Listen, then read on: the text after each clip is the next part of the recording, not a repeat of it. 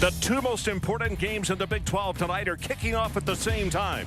The Aggies host Nebraska, trying to keep their hopes alive in the Big 12 South. And 95.4 miles to the northwest, Baylor hosts Oklahoma right here in Waco. Their wish to slow down the Sooner Schooner as Robert Griffin III will test his magic against the Crimson and Cream. RG3 came to Waco on a track scholarship and immediately became an All-American hurdler. Is he the fastest quarterback in the country? Most defensive coordinators simply don't want to argue. OU's Landry Jones wants to test his receivers against the Baylor defense. Ryan Broyles, 94 catches. And running back DeMarco Murray, 17 touchdowns, rushing and receiving. But the Baylor Bears have Jay Findlay, who can show almost 1,100 yards on his resume. Offensive weapons everywhere you look. Right here in the heart of Texas on a Saturday night. Hey, there'll be more than two-stepping around here, partner. OU Baylor, next. This is College Football Primetime on ESPN. From Waco, Texas, we bring you the Big 12 matchup between Oklahoma and Baylor. The standings in the Big 12 Conference, Oklahoma at 4-2, Baylor at 4-3. And for the Sooners, they need a win tonight. They need a win next Saturday to move into the conference championship game.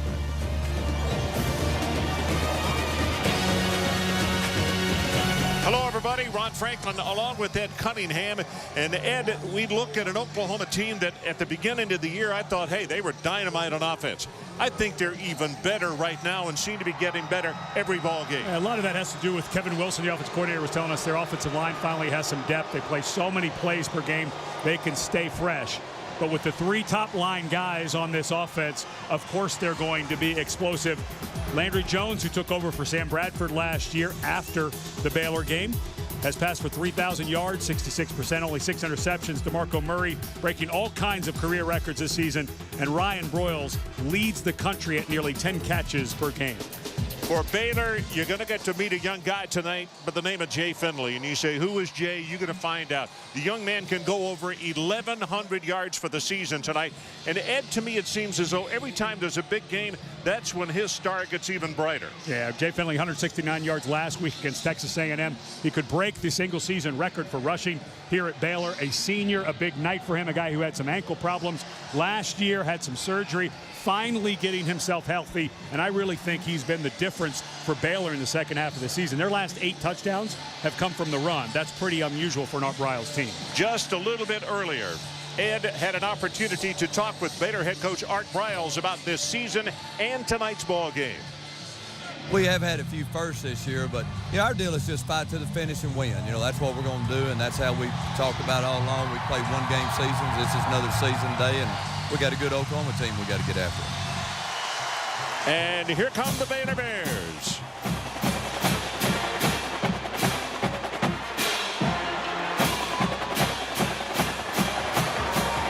So we will be back to Waco shortly, and the kickoff right around the corner. ESPN's College Football Primetime, brought to you by Philips Norelco, the #1 electric razor, and Toshiba, leading innovation. How about that full moon over Waco, Texas tonight as we take a look at the head coach of the Oklahoma Sooners, Bob Stoops, getting harnessed up with his headset over on the sideline. Had an opportunity to visit with him in his walkthrough this morning.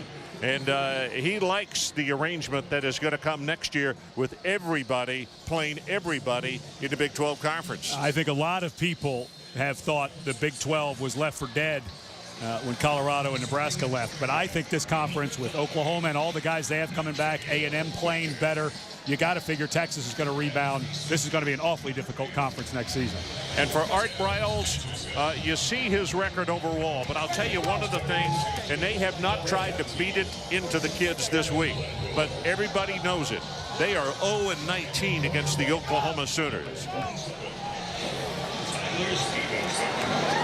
The coin toss, Baylor wins. They will defer. Oklahoma will receive. And one of the things that we have to take note of, Oklahoma on the road, as good as they are, look at how they have done. They have struggled on the road. And that question of why you haven't played well this year started to irk Bob Stoops enough that he cut back on the media availability of players, made just 5 players available because he got tired of that question being asked of his players. This is Clay at the goal line. Going to be hit with an ankle-high tackle at the 16-yard line. So the Bears will force the Oklahoma Sooners to scrimmage from not-so-good field position.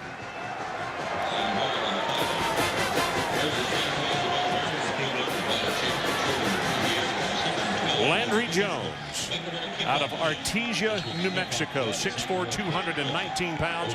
He's got some great numbers this year. Guy who took over last year when Sam Bradford was injured in the Texas game after the Baylor game. Baylor game was the last game that Bradford played full, but had a whole season to work out and has really taken command of this offense. Pass on first down, throws it complete, and that is Trey Franks who was there. And then the hit by a couple of Baylor Bears. Mikhail Baker, one of the first men to get over and make contact. And if you're not used to what Oklahoma does offensively, watch how quickly they snap this ball. They are one of the fastest teams in the country between plays. Ben Habern out of the football. And you see what Ed's talking about. That ball is snapped already. Blitz coming out the corner. Oklahoma throws in that direction, and it's Murray. Gets by the first man. He'll have the first down as he takes it out to around the 34. Good job by Landry Jones that time. A blitz came that was unblocked. The reason it was unblocked was because Murray snuck out. He very calmly threw it over there, threw an accurate pass that allowed Murray, who is so good out of the backfield. Over 50 catches on the season. Nice throw by Landry Jones. Jean-Baptiste a little slow in getting back as the high snap almost got away from Landry. He makes his own recovery. Now let's take a look at tonight's impact players, brought to you by Liberty Mutual. Well, for Oklahoma, Kenny Stills, a young freshman who got in some trouble last week when he spiked the ball against Texas Tech, but he is a big-time talent. And Byron Landor leads the country in tackles for defensive backs with over 100. And he's going to have to be very active. On the defense, snap the ball. 12 players are on the field. 5-yard penalty. Second down. Scott Novak is the referee tonight. You see Art Briles not pleased with his defensive unit, or with the officials, actually. He doesn't agree with the call. But, this secondary for Baylor with Landor leading all those tackles. They're short. Chance Casey, one of their better cornerbacks. They've got some linebacker issues with injuries. They're pretty patched up. Second down, got it complete, and that's Broyles. And we'll call his name a lot tonight.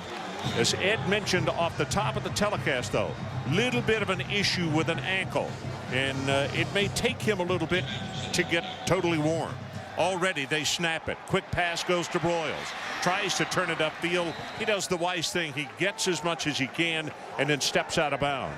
And it was Mikhail Baker who was out there to shove him out. When you're no bigger than he is, there's no sense in taking the punishment. Don't absorb it. No. Get what you can to get out of the survive and play another play. But they're starting to find different ways to get Broyles involved. He used to just be a slot receiver. They'll leave him on the field as a single receiver side when they bring big personnel in. But you're right, during warm-ups, he did not look 100%, but a guy who's gutted it out all season. Landry Jones got it complete, very close to the line for the first down. And in fact, where the linesman is coming in, I would say, yes, they would move the sticks. Broyles again on the receiving end. And you need to understand, when we talk with the coaches, one of the things that they mentioned this weekend was, we need him on the field, and not only every play, we'd like to have the ball in his hands every play. Well, they're just about doing it so far. Just about doing it. He is so good in space.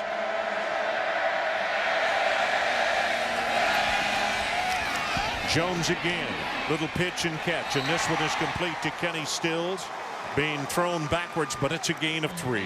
Now, Stills, a guy who last week got so excited after a touchdown, he did a spike, and Ryan Broyles was the first one to run away from him on the sideline, knowing what was coming. This time they roll the pocket. Pass is delivered too high, incomplete at the 26. That was Broyles they were looking for. Well, now Baylor needs a stop, and you can hear the crowd getting into it. Third down. Yeah, Brian Norwood, the defensive coordinator from Baylor. Looks like they've got a three-man defensive line, so let's see if they're going to bring pressure or if they're trying to mess with Oklahoma up front and only rush four, but not show you where the fourth is coming from. This is the 9th play of the Oklahoma drive.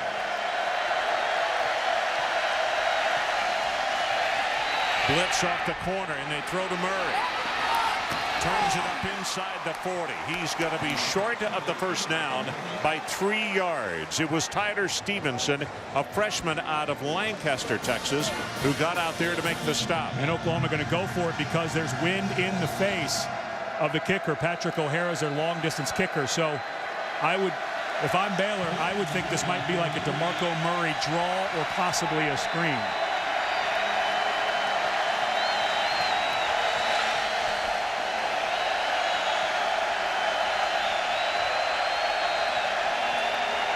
Fourth down, looking, ball is intercepted by Baylor, and that's Gary Mason Jr. And Mason will take it up the sidelines and is finally knocked out of bounds inside the 40, and there is a flag down.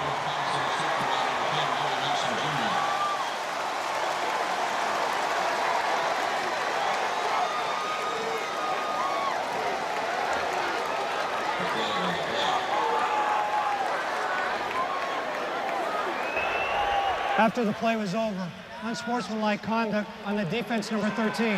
15-yard penalty from the dead ball spot. First down, Baylor. Tracy Robertson is the man, and you see the head coach addressing him on the sideline. Well, watch as Murray sneaks out, and Gary Mason gets blocked right at the line of scrimmage, but starts reading the eyes, and that's a real tough one on the quarterback. It goes down as interception, but you don't expect the defensive lineman to be there working one-on-one against Donald Stevenson. And that was not going to be a screen, so you might think, why wouldn't Stevenson cut that guy? That was an out in the route. As Murray went through, he just settled down right behind the defensive end. What a nice play by Mason. So the Baylor Bears, after the penalty, get it at their own 46-yard line. Pressure off the wing, and the ball is thrown incomplete. And it was Robert Griffin III on the throw, and he kind of mainlined that one a little bit harder than it needed to be.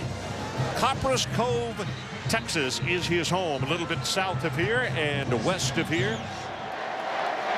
First Baylor quarterback in the history of the school to throw for over 3,000 yards in a season. A lot of firsts this year for Baylor. If they win tonight, the first time they've won 8 games since 1991. That was so long ago I was still in college. Robert Griffin last week on a quarterback keeper went 71 yards for a touchdown against Texas. He went 80 yards for a touchdown. Throws this one complete out on the wing at the 50-yard line, and the receiver being driven back after a gain of about 4 yards. It's Lanier Sampson, the sophomore out of Mesquite, Texas, and defensively DeMontre Hurst. Baylor does such a nice job of spreading you out, not only with their receivers, but their offensive line. They'll spread you out. And to me, this is maybe a Robert Griffin. They do a lot where he takes off to run, and then he'll throw like a wide receiver screen. So hard to defend. You're not sure what he's going to do. Empty backfield. That's Salubi that came out in motion. Quick look-in pass, and he threw it. Again, maybe the emotions are a little too high. He's really winging the ball on short throws. Impact players brought to you by Liberty Mutual. Kendall Wright, who could become the career leader in receptions tonight for Baylor. Good speed down the field. And Jeremy Beal, all he has done the last few years is produce. He leads the conference in both sacks, tackles for loss, having a nice senior season. Eric Epperson in punt formation for the Bears. Epperson standing back to punt. Now, the wind has subsided a bit. It's going to be a fake, and somebody moved, and they just wasted a trick play. The ball was direct snap Ball start to Trahan. Number 33, 5-yard penalty. Fourth down. Boy, boy, boy. And it impossible to tell if it was going to work or not.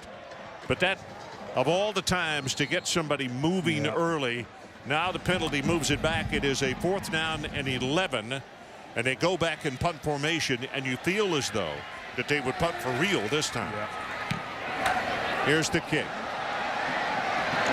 It looks like a kickoff. It was going end over end. Take a timeout. No score. Baylor and Oklahoma. College football in high definition is presented by Vizio. And now let's take a look at our FaceTime profile, brought to you by Edward Jones. Well, injury or not, Ryan Broyles is having a sensational year and a career. The only records that he doesn't have is ones that he's tied with Mark Clayton. And I think that's actually apropos because he reminds me very much of Mark Clayton. Pressure coming off the corner. Quick pass, and wow, what a hit on Trey Franks. Wendy Nix, let's check in with you at the studio. Ron, thank you very much. It's a Taco Bell studio update. Mississippi State trying to win 8 regular season games for the first time since '99. Vic Ballard on the carry, and we're all tied up at 14. Well, we're moving again here. 2nd down and 8. Pass out in the flat. Nobody covering Murray. Hang on. He's up the sideline, and he is gone. Murray in the swing pass, and nobody got out on the corner. I think that is going to be 76 yards for the touchdown.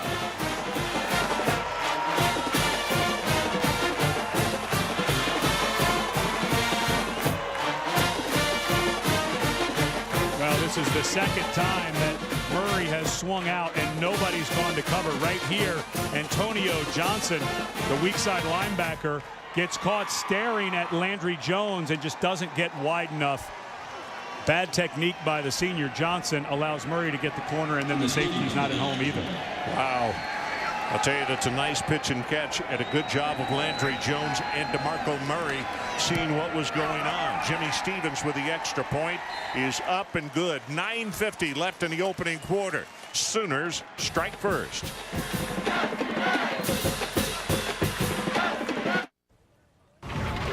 ESPN's College Football Primetime. Brought to you by Chevrolet. Every model is backed by a 100,000-mile, 5-year powertrain limited warranty. And Bud Light. It's the sure sign of a good time. Here we go.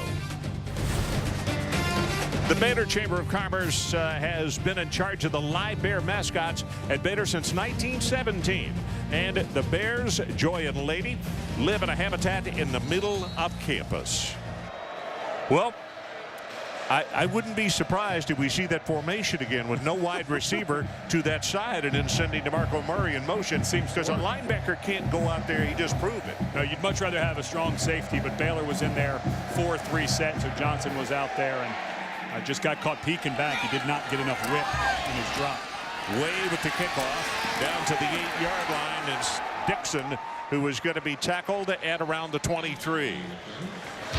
Well, it all comes down to the final race of the season as the championship is on the line in a winner-take-all battle between Denny Hamlin, Jimmy Johnson, and Kevin Harvick for the NASCAR Sprint Cup Championship with the Ford 400 at Homestead, Miami. Sunday, 1 o'clock Eastern on ESPN. Coverage begins with NASCAR Countdown at noon on ESPN2. And you can see the scenarios for all the 3 drivers down below their pictures there.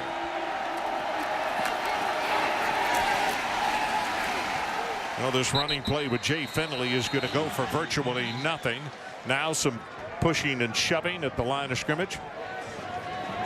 We were watching the film yesterday of Finley against Texas A&M, and A&M playing very well defensively. Tim DeRuyter has done such a nice job there, but I'll tell you, this guy looks to me like someone who's going to play for a paycheck. He plays low. He's so quick at the line of scrimmage. Quarterback Keith, pass. That's Sampson out in the flat, and he's going to have about 7 yards on the play. Ed, let's take a look at your game plan for tonight's contest. Well, for Oklahoma, work underneath, which they already have because Baylor plays their safeties so deep. And for Baylor, run between the tackles. Adrian Taylor, defensive tackle, out. Daniel Noble, defensive tackle, out. And we were talking to Brent Venables. He's very concerned about the middle of his defensive line tonight.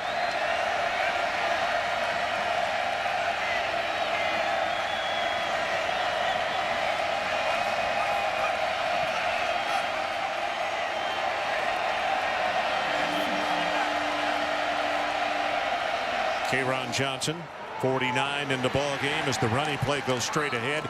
He's going to be short. K'Ron is 6'1", 295 pounds, and they put him in as Well, in that position, they used to call it a quail. He's a pheasant. He's not a little guy at 295 pounds, and they did not pick up the first down. And Ed, you surprised you're going to line it up as though they're going to go for it here. Why not? You're already qualified for a bowl game. It's senior night. You're playing basically for pride. They've already qualified. I love this call. Go straight ahead. Big bodies. Aaron Johnson in the ball game again. They run behind him, but they got penetration. And with the penetration, the play is made by Austin Box, and it will be Oklahoma football. And folks, they get it at the 33-yard line. Watch Austin Box right here. Wonderful job. Good job by the defensive line and everyone up front not letting someone get through to Box. And Box scrapes over. And what a wonderful low tackle by Box. He met Finley right at the line and was low man one. You hear all the time about leverage at the line of scrimmage. That was a nice job by Box getting his pads down and wrapping up Finley. Finch in the ball game for Oklahoma, number 22. The speedy freshman out of Niceville, Florida.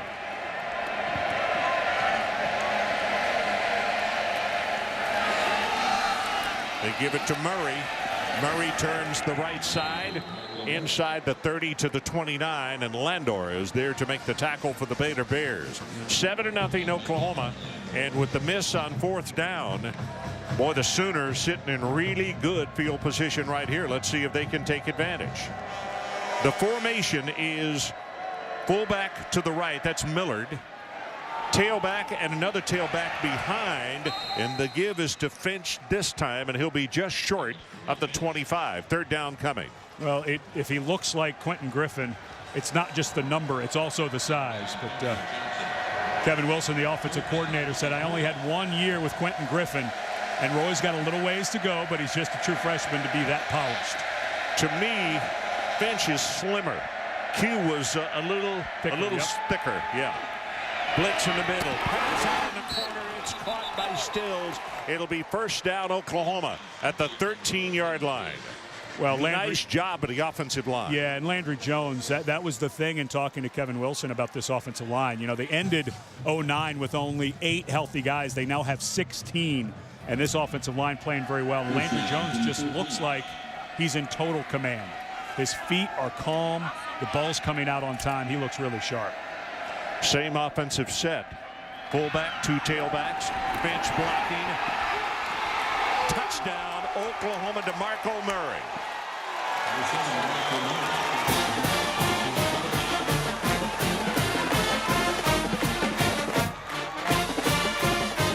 Well, it takes you back a few years. It's almost like an inverse wishbone, and that's exactly the types of plays they were running. Watch the 2 backs. You get 2 lead blocks. Good block by Millard. Finch does a wonderful job getting a cut block, and Murray just reads it. That's an awfully tough formation to defend. Stevens with the extra point, knocks it home, and the point is on the play. You normally don't get that good a block from one person, let alone 2. 14-0 Sooners. DeMarco Murray with 2 touchdowns in the ball game so far tonight, and 14-0 his team on top. Ed, we were talking during the timeout about the formation. The fullbacks block, perfect. The halfbacks block, perfect. And then you got a speedster at Murray. And now let's watch later in the game out of that formation. I bet you they have a misdirect off of that, and maybe even some type of reverse or something, because they're not just going to line up and run the backs all in the same direction. They've got something off of that, I guarantee it. This kick is going to go 2 yards deep, and very smart move. He will not bring it out. Well, now time to take a look at this week's BCS standings, brought to you by Allstate. Well, everyone in this part of the country, of course, wondering where TCU may end up. Auburn, tough game against Alabama next week, and then South Carolina in the SEC championship game. Unfortunately for TCU, only 1 game left, and that's against lowly New Mexico. Boise State looked outstanding last night against Fresno State, and then they get to play against a good ranked Nevada team. So don't be surprised if 4 jumps 3. And we've just been told that down at College Station, that other very important game is 3-0. Nebraska on top. and a Sooner player shaken up. And the reason that it's Austin Box, the junior out of Enid, Oklahoma. He's the guy who made the nice tackle on Finley on that 4th down. Looks as though they're checking over that ankle. Box, a guy who's been battling injuries his entire career. He really has, at hasn't Oklahoma, yeah. And he showed on that one special play that he could be a special player. And I know the coach Stoops hoping that he can keep him healthy for a length of time, because he is a great addition to whatever they try to do. And they've got another guy, the freshman Tom Wart, who will step in there at middle linebacker that they think has a great future. Ed, so far to show you what this Oklahoma defense has done, Baylor has 7 snaps, 13 yards, and 1 turnover. Bears will scrimmage from their own 20-yard line. Play action. Griffin rolls the pocket, and the ball overthrown and incomplete.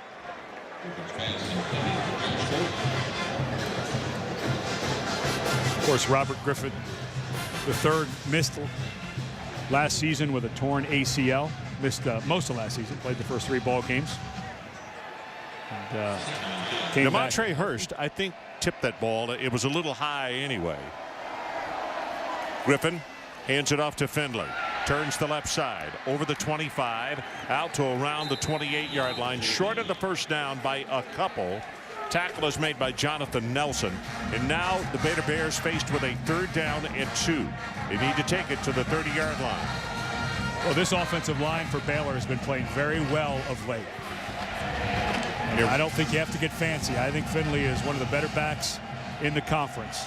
I think you, again, talk about running between the tackles. I think this is the perfect opportunity for that.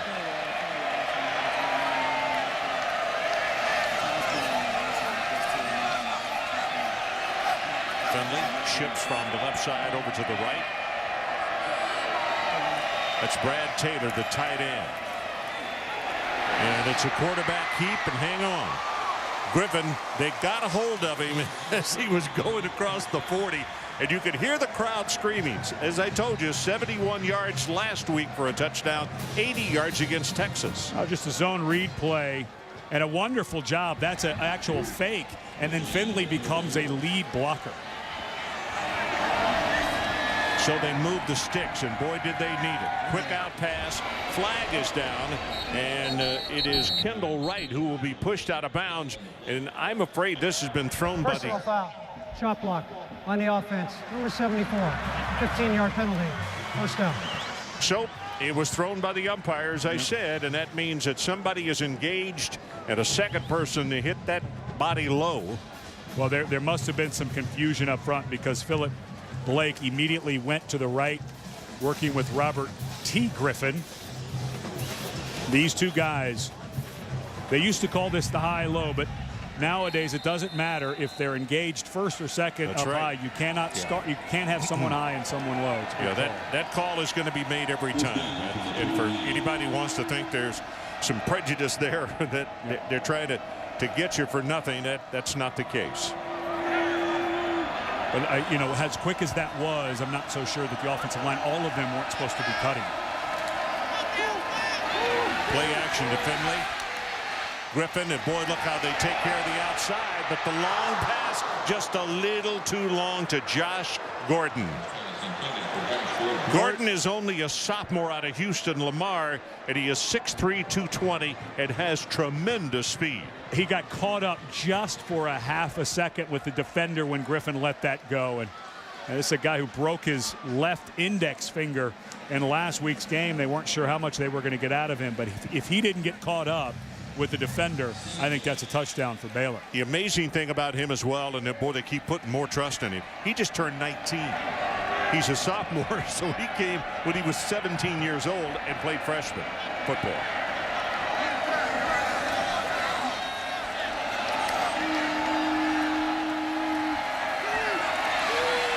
Pass too hard, incomplete. It'll be 3rd down. And Griffin's slow to get up. I believe that was Beal who hit him in the midsection, right in the ribs, as he was letting go of this ball. And he has on what's called the flak jacket underneath his pads, but sometimes you don't get all of those. And that's right where the pad, your shoulder pad, comes down, and you're not protected right there. That's the point of that rib. Griffin on third down. Looking. Pressure. Gonna be sacked. First man, Jeremy Beal. Beal's one of those guys. He's not very flashy. All he does is just continue to work. He's a studier of the game. He works really hard, learning his techniques and what he's going to have to go against here, working against Ivory Wade, and just runs right by him. A short edge by Wade. Not great technique, but Beal makes him pay nonetheless. Baylor fortunate that they've got the wind behind them on this punting situation, and they're going to get the ball back. I don't think that's going to be running into. I think they're going to call Oklahoma for roughing the kicker. As the punt return up the far sideline may go the distance, but it's coming back. 20 at the 15 is Ryan Broyles, and you're going to hear some groans from the partisans from Oklahoma, and there are quite a few here tonight. And that was Marcus Trice. Yes. Running into the kicker on the defense. 5-yard penalty. Replay, fourth down.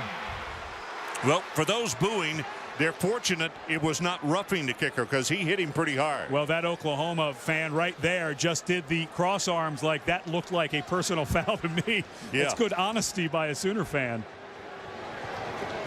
Well, that might have been a little bit of acting by Epperson, because when I saw it, Ron, and a nice job by Trice getting inside the block. When I saw it, I agreed with you. I thought it was roughing, but in review, I think that was the right call. But a huge break for Baylor nonetheless. Terrific. Yeah, it's still fourth down, but Oklahoma had the ball beyond this point after the return by Broyles. So they get a chance to kick it all over again.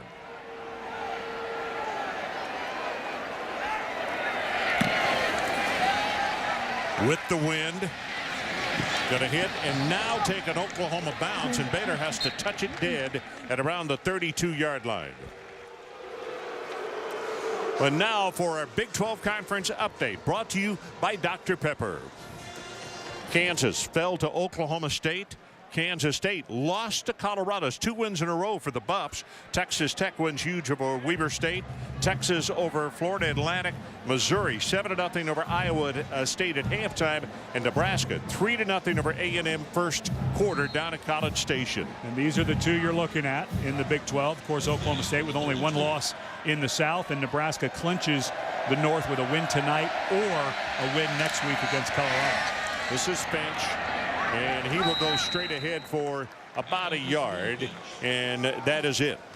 Oklahoma State in a position now. They still have to win at home next week over Oklahoma if they're going to go and play in the Big 12 championship game. I may be the surprise of the college football season. That is if Oklahoma wins tonight. Correct. Yeah. But I tell you, I think Oklahoma State, Dana Holgerson's been such a nice addition to their staff as offensive coordinator. Pass high but caught by Stills, and the freshman continues to impress. Is Landry Jones with a nice job of pitch and catch there. It'll be first down Oklahoma. This is a freshman class that Bob Stoops just raves about. Not just their ability, but they play well in big games. And he said by far the best class that they have ever had.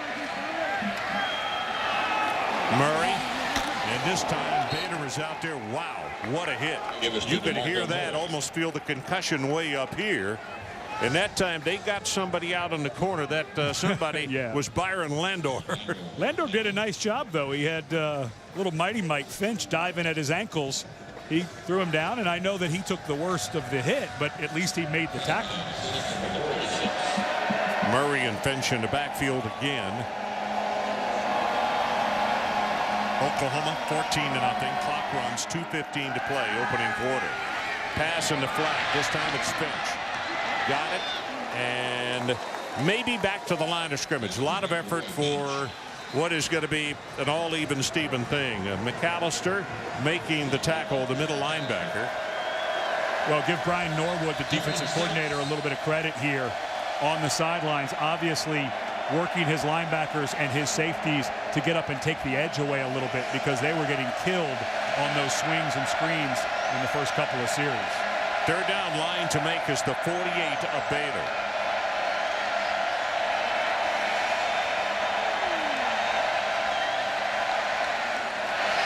Landry Jones looking, and the ball is too high. Wow. That's quite a hit. That's what's going to happen when you make your receiver have to go that high and become vulnerable. It was Trey Franks, the freshman out of West Orange, start. And a good stop for Baylor. Things had started to go against them a little bit. Their defense makes a couple of adjustments, did a nice job. You saw Landor over there protecting the edge instead of the linebacker Johnson on that play, the play earlier. So good adjustments by Baylor's defensive staff.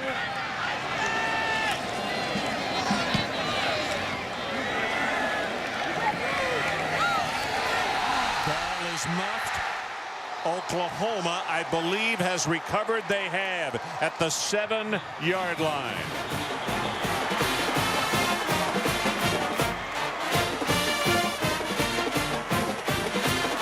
You know, I don't know how many times Ibeloy is the man who made the recovery. No, that was just a physical mistake. Chris Burke, a wide receiver back there. I don't know if he lost it in the lights, but it didn't seem like a weird punt that was twisting or turning. Well, the wind seemed to alter it a little bit, doesn't it? I think that's a good point. Yeah, that wind is on a punt that high. It certainly would have affected it. Well, when you're around the 10-yard line, how many times have we seen the ball given up there, straight ahead? It's Finch. Into the end zone and touchdown, Oklahoma. Tyler Evans with an outstanding block. Watch the balance by Finch. And this is a young man who battled a stress fracture in his foot, wore a boot for 8 weeks, but watch as he goes through the line of scrimmage. He gets hit low and just puts his left hand down, and that's amazing. That's a fantastic athletic move by Finch. I looked down to see who that was making the tackle, and all of a sudden I realized he had a hand on the ground and was heading in.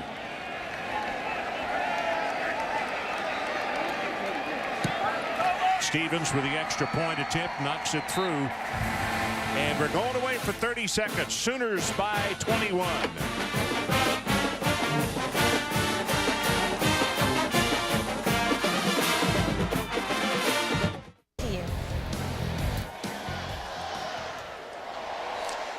So we are back, and I'll tell you what, that combination to the right there, 22 and 7. If I were going to Vegas anytime soon, I might put a chip on either of those numbers because they are good luck, are they not? Well, having Finch healthy has been a nice little addition to his offense. Well, on the run, the kick is taken and out to the 27-yard line. This week on ESPN's Monday Night Football at 8:30 Eastern, it's a battle of the AFC West. The Broncos will take on San Diego. Coverage begins 7 o'clock Eastern with Monday Night Countdown served by Applebee's.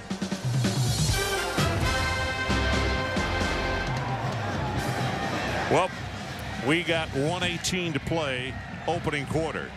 And if a ball club ever needed about 5 or 6 first downs and put some points on the board, it is the team on offense right now, the Baylor Bears.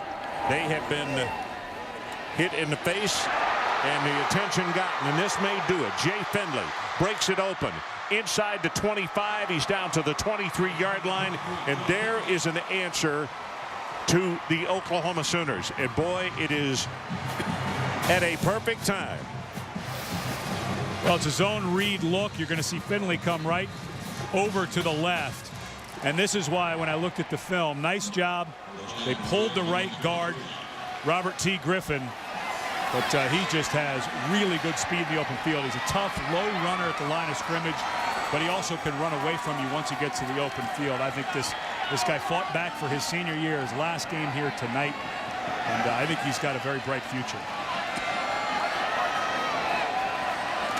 Griffin. Nothing this time. Oklahoma defensively steps up. It's going to be a yard loss. Travis Lewis defensively. Well, and bunch of records going down this year. Jay Finley creeping up on Walter Abercrombie for the all-time leading rusher in one season here at Baylor. In fairness to Mr. Abercrombie, that happened in 11 games back in 1980. Play action, quick pass. That's caught by Wright. Wright was close to the first down. That's the end of the first quarter. 21-0, Oklahoma. It was the DeMarco Murray show. The Sooners in that first quarter.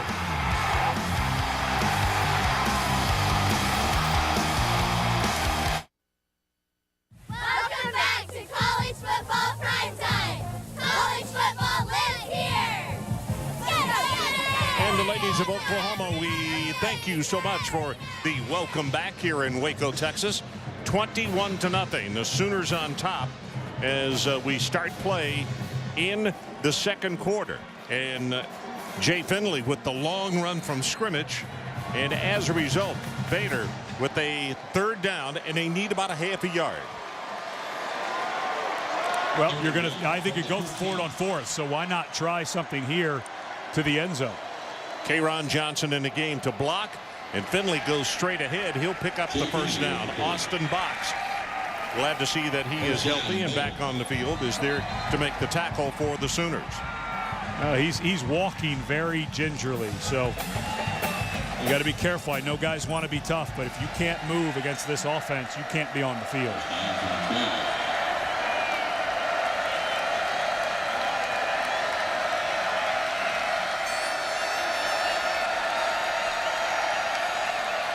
Griffin, play action, throws the pass over the middle, caught at the goal line, touchdown Baylor. It's tight end Brad Taylor.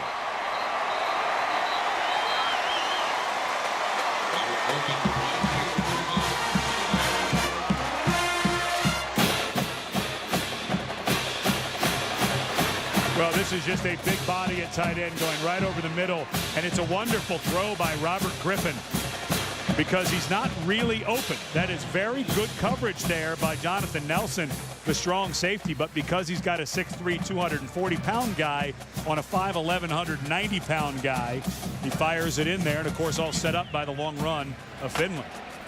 Aaron Jones with the extra point attempt, and he's perfect. So with 14:29 left to play in the first half, new score, 21 Oklahoma, 7 for the Baylor Bears.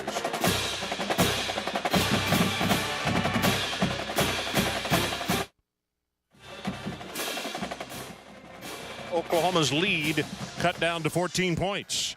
And the Baylor Bears prepare to kick it off in this quarter. They'll be playing into the wind. If I were Oklahoma, I'd be a little concerned right now of an onside kick. We've already seen almost a fake punt. Went for it on fourth down.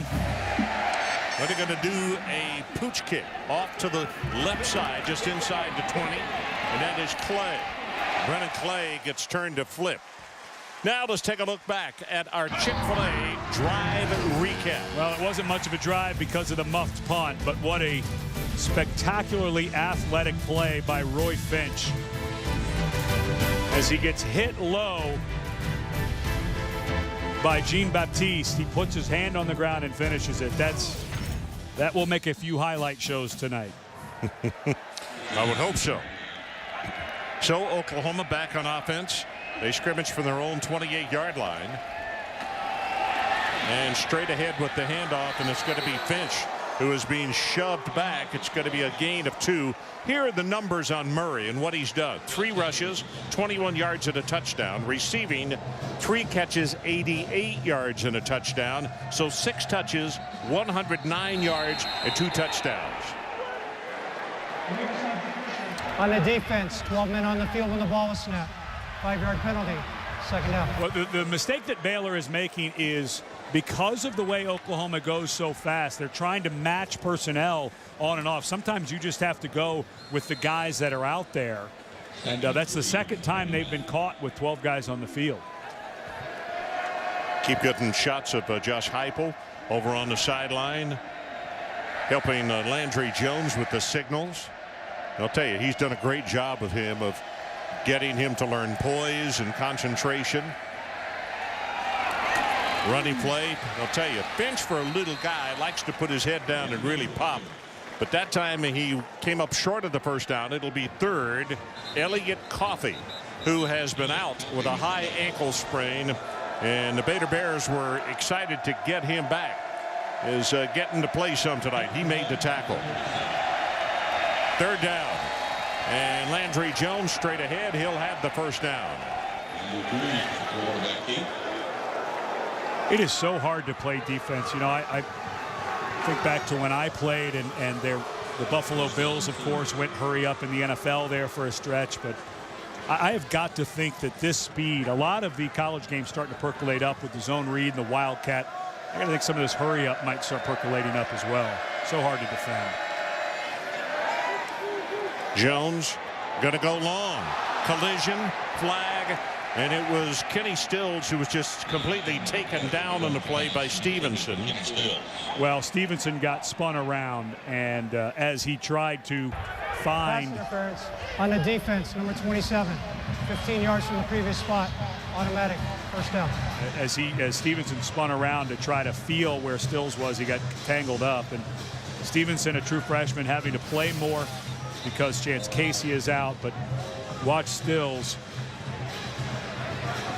Got spun. He let him get to the inside of him, which is a no-no. You've got to, in that coverage one-on-one, you've got to keep him to the outside. You can see Stevenson actually rolled up on his legs to stop him, to keep him having the big score. Right over the middle, it's Murray. Murray breaks one tackle, takes it down inside the 35. That is enough for the OU first down. You think of some of the names that DeMarco Murray has passed. Touchdowns in a career, he passed Steve Owens. Receiving yards by a running back, he passed Quentin Griffith. All-purpose yards in a career, he passed Joe Washington. Those are some amazing names. Well, speaking of records, here's Broyles.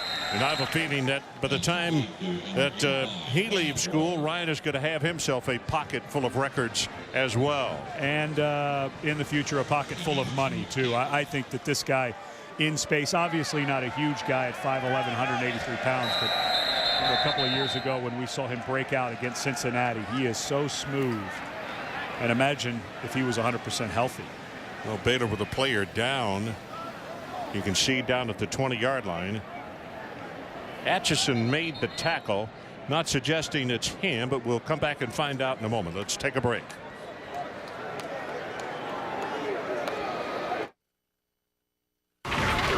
ESPN's College Football Primetime. Brought to you by Taco Bell, think outside the bun, and Dr. Pepper. There's nothing like a pepper.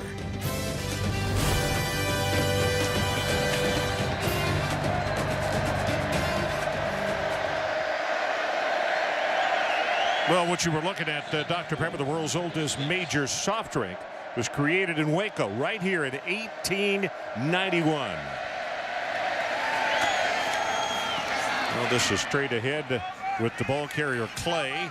Brennan Clay will, the freshman from San Diego, will high step it down close to the first down at the 22-yard line. Well, they just keep rolling these freshmen in, don't they? The lead blocker, Millard, true freshman.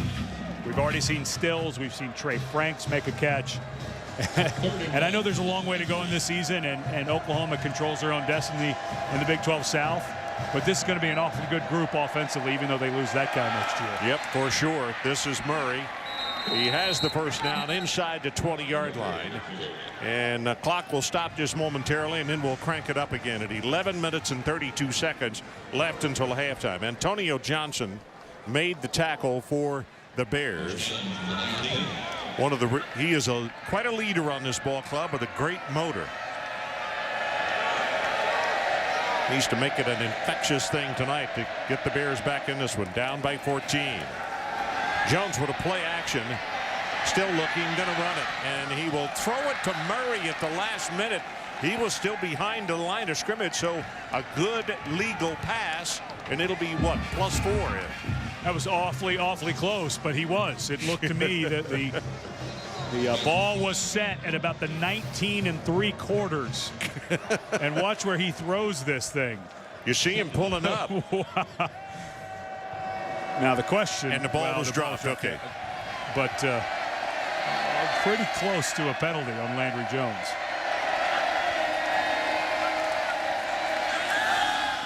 Murray in motion. Jones, middle of the field is open, but he throws the pass complete to Trey Franks. And the freshman from West Oregon Stark down in the Magic Triangle is going to have it down to the 13-yard line. And this is where Oklahoma has struggled inside the red zone. Struggled at Missouri, at Texas A&M. Kevin Wilson said it helped to have a little bit more of a power running game once we get inside the 20. Let's see if they go with Murray between the tackles here. 10th play of the drive coming up.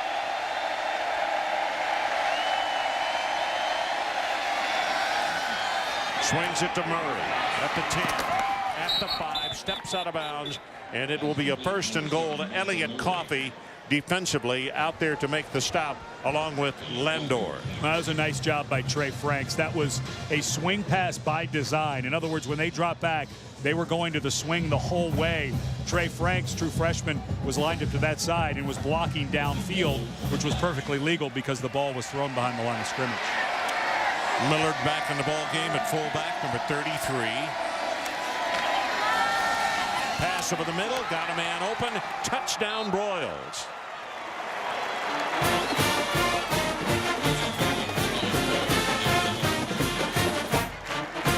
He's one of those guys that you sometimes wonder, how did he get this open, working one-on-one against Mikhail Baker. And Baker lets him go into where he's assuming there's a safety, and you see Baker kind of put his hands up. He was forcing him into where he thought he had help. Someone on Baylor blew the coverage, either the safety or Baker, who didn't know that he was one-on-one. Jimmy Stevens tries to make it a 28-7 ball game, and he does. So as we go to break, one more look. Ryan Broyles, the junior out of Norman High School, catches the touchdown pass. Celebrating its 6th year sponsoring the Good Hands Field Goal Nets, Allstate makes contributions to participating universities' general scholarship funds for each field goal and extra point that is kicked. To date, Allstate has contributed more than $2.3 million in scholarship money. And they may have to buy new nets for Baylor if Landry Jones keeps playing this well, because that's going to be a lot of PATs. What is he, 17 kicked. of 21? Yeah, he's playing as well as I've seen him this season. Tressway with the kickoff, high spinner, and it's going to be returned. Don't know why. It was 2 yards deep. Ball, no, that's not, that's his shoe. I was about to say fumble, but she's got her shoes on. Let's check with Wendy Nix at the studio. Ron, at least we hope so. It's a studio update. Arkansas and Mississippi State over on ESPN. Vic Ballard, we showed you once before, his 2nd rushing touchdown of the game. Mississippi State on top, 21-17, 11 and a half to play in the 2nd quarter. All righty. That would be a feather in their cap, plus the fact it would be a real downer for the Arkansas Razorbacks. Quarterback keep. Griffin is going to take it out for a gain of about 5, tackled by Jeremy Beal. Take a look at a quarterback comparison so far.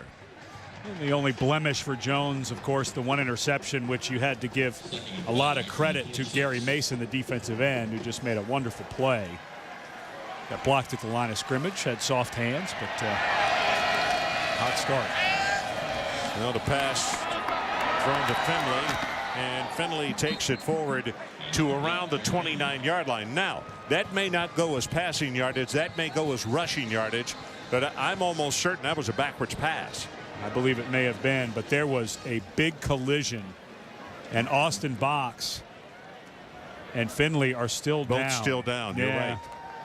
There was, as the Oklahoma defense was in pursuit. Watch at the end as Box comes in. He's going to, I believe, miss Finley. Oh, no, he caught Finley's helmet, caught Box right, it looked like, on the arm. And you can see Finley looks like he took a pretty good shot by Box's arm to his head. So let's take a timeout. 28-7 Oklahoma.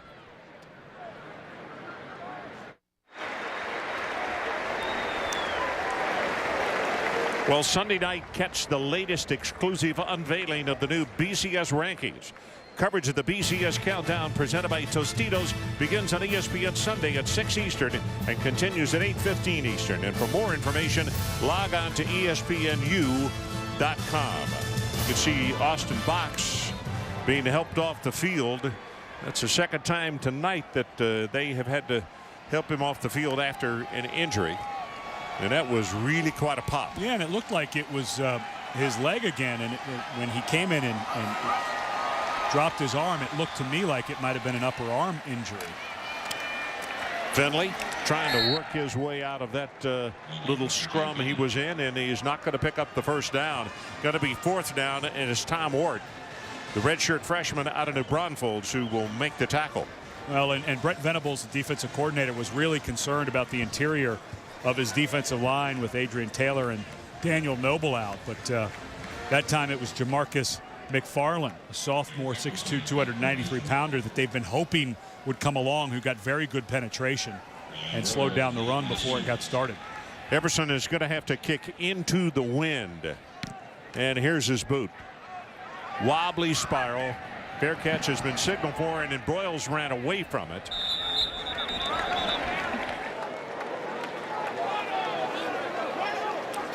Well, the problem for Baylor is the defense has got to start to get worn out here. I mean, you're with 8 minutes left in the second quarter. Oklahoma has already run 33 offensive plays. That's usually a little more than that's usually a half, but they will wear you out. Total yardage 224 yards for the Sooners. And they keep it on the ground. Going to be a gain of about 4 on the surge. It is Earl Patton on the stop and DeMarco Murray. Well, you know, Murray's been a guy who's battled some injuries through his career, and having an entire offseason to get healthy and ready for the season has really paid off for his last year. Well, broke out of one tackle, then took it out to the right side to around the 36-yard line. Landor on the stop, and Oklahoma continues the quick offense. Checking into the game is Miller, Trey Miller, the freshman from Columbia, Missouri.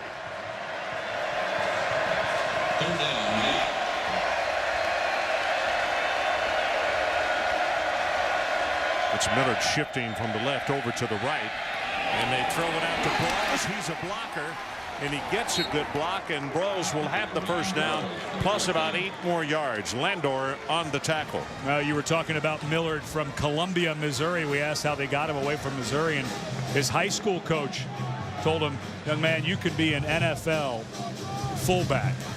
Told Millard. And they don't have a fullback at Missouri, but they've used one quite well. Most schools don't, except, you know, Oklahoma does and uses it to good avail. And boy, they're using him a lot because he is a good blocker. He's doing it right now.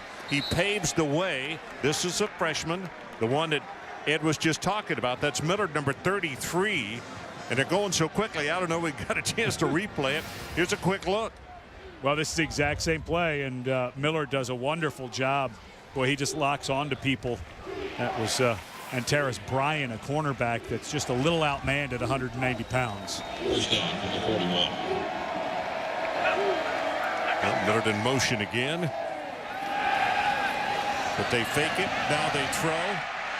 25 at the 20. Broyles finally tripped up as he goes inside the 15-yard line, and it will be first down at the Baylor 13. Well, it's midway through the second quarter, and Ryan Broyles already has over 100 yards receiving, which breaks that record we saw he had tied with Mark Clayton. You know, now they got a whistle right here as they try to get. Timeout, Baylor. Baylor had called a timeout. On that replay, Broyles looked as though he took a strange double step on the sideline. Let's take a timeout.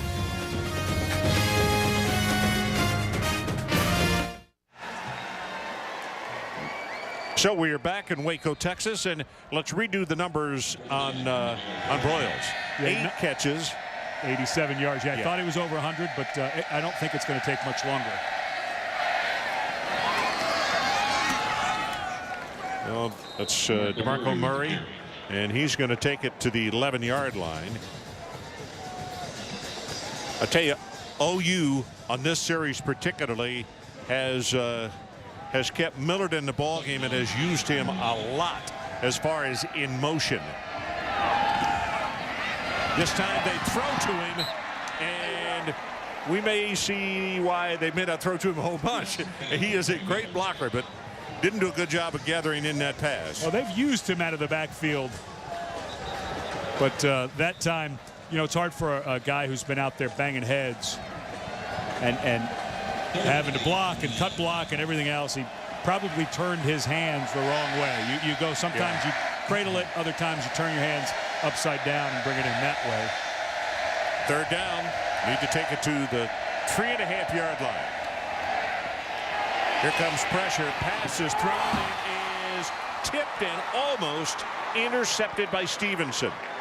Well, and that was a big mistake by Landry Jones, and something that has hurt Oklahoma all year long is turnovers in the red zone. And he got pressure right away and tried to force a ball that was nearly intercepted. Stevens comes out, and Jimmy is going to have the wind behind him. And where this one's going to be placed down, it would appear to be about a 28-yard field goal.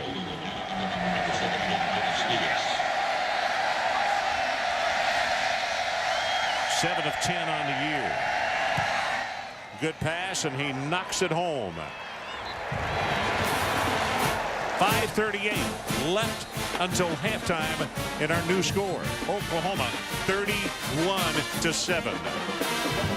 Well, here comes the pressure. It looked like maybe they were trying to set up a screen, but that was really good pressure that time by the linebacker, Rodney Chadwick. Actually, he just whipped the man to the inside, and this ball was poorly thrown and a bad decision trying to find Trey Franks. And that's one that Josh Heupel, I'm sure the quarterback coach, when they go in and watch film, will say, hey, we're down in the red zone again. Do not turn the ball over. That's been really the only weakness that Oklahoma has had this year offensively. They turned it over twice in the red zone against Missouri. They missed a field goal against Missouri. And then against Texas A&M, they were 1 for 3 inside the 5-yard line. So it's been really the only problem they've had offensively all season. Well, you're talking about Josh, and we have seen him on the sidelines several times with instruction. That was James Patton, who was walking right next to him. James, the offensive line coach, and he needs to be pleased with the way his young guys have come along as the season has gone. And having some depth, which they didn't have last year, has been a very big deal. Mikhail Baker with pretty good collision at the 21. Wendy Nix, let's check with you again up in Bristol. Ron, thank you very much, but we won't stay in Bristol long. Out to the ACC, Florida State and Maryland. The Terps have an answer. Danny O'Brien to Will Yeatman, and we have a tie ball game, 10-all, 5.5 to play in the first half. Ron? Okay, Wendy, thanks so much. That's interesting. Fridge only won, 2 games last year. And this year are in the hunt. Exactly. Yeah, and he got a new contract. That always helps. Yep. First down from the 21-yard line. Boy, Jay Finley was within a breath of breaking that one out. Quentin Carter, the senior out of Las Vegas, number 20, made the tackle for the Sooners. Carter doesn't make that tackle, Finley, I think, has another long run like the 50-yarder he had earlier, because the safeties were so close to the line of scrimmage.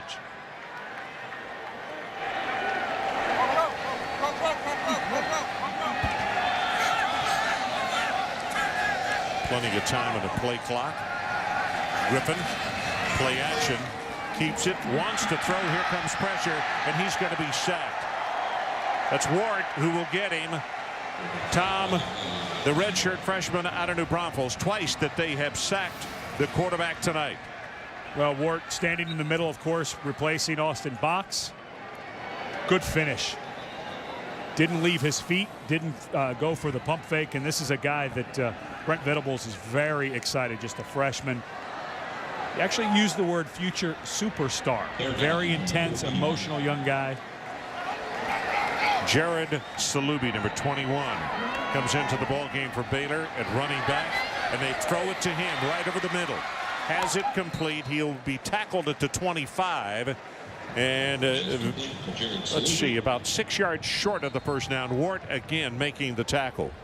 And Ronald Lewis is down, a guy who's been battling a knee injury. This was his first game back. He was switched from linebacker to defensive end because they needed some speed off of the edge.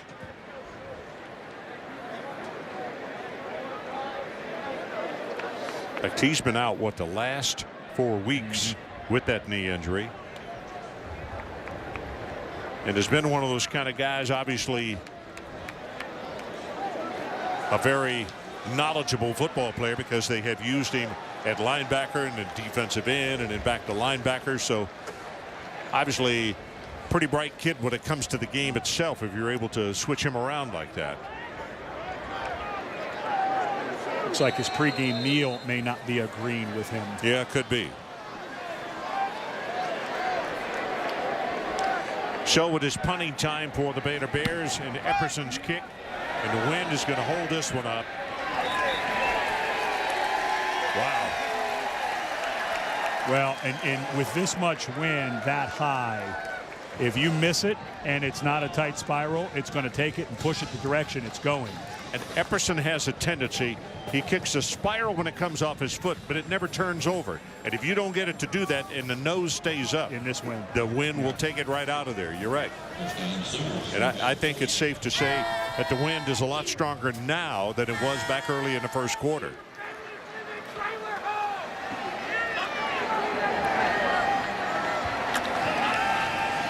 Landry Jones out in the flat, has Broyles. Tell you what, that is a long throw, and in that case, the way the coverage was coming by Antonio Johnson, it was almost a dangerous throw, because he was really closing on the receiver in a hurry. Well, you kind of get the idea. Murray and Broyles are the two guys. If you're Oklahoma State and you're watching this game, there's a little tip for you. You might want to defend those two guys.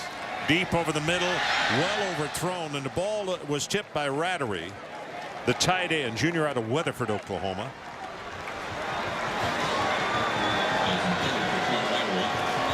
And Murray comes off the bench. DeMarco coming back into the lineup with a 3rd down and 10. Well, they've been running that swing pass to the right to Murray. That's the open side of the field this time.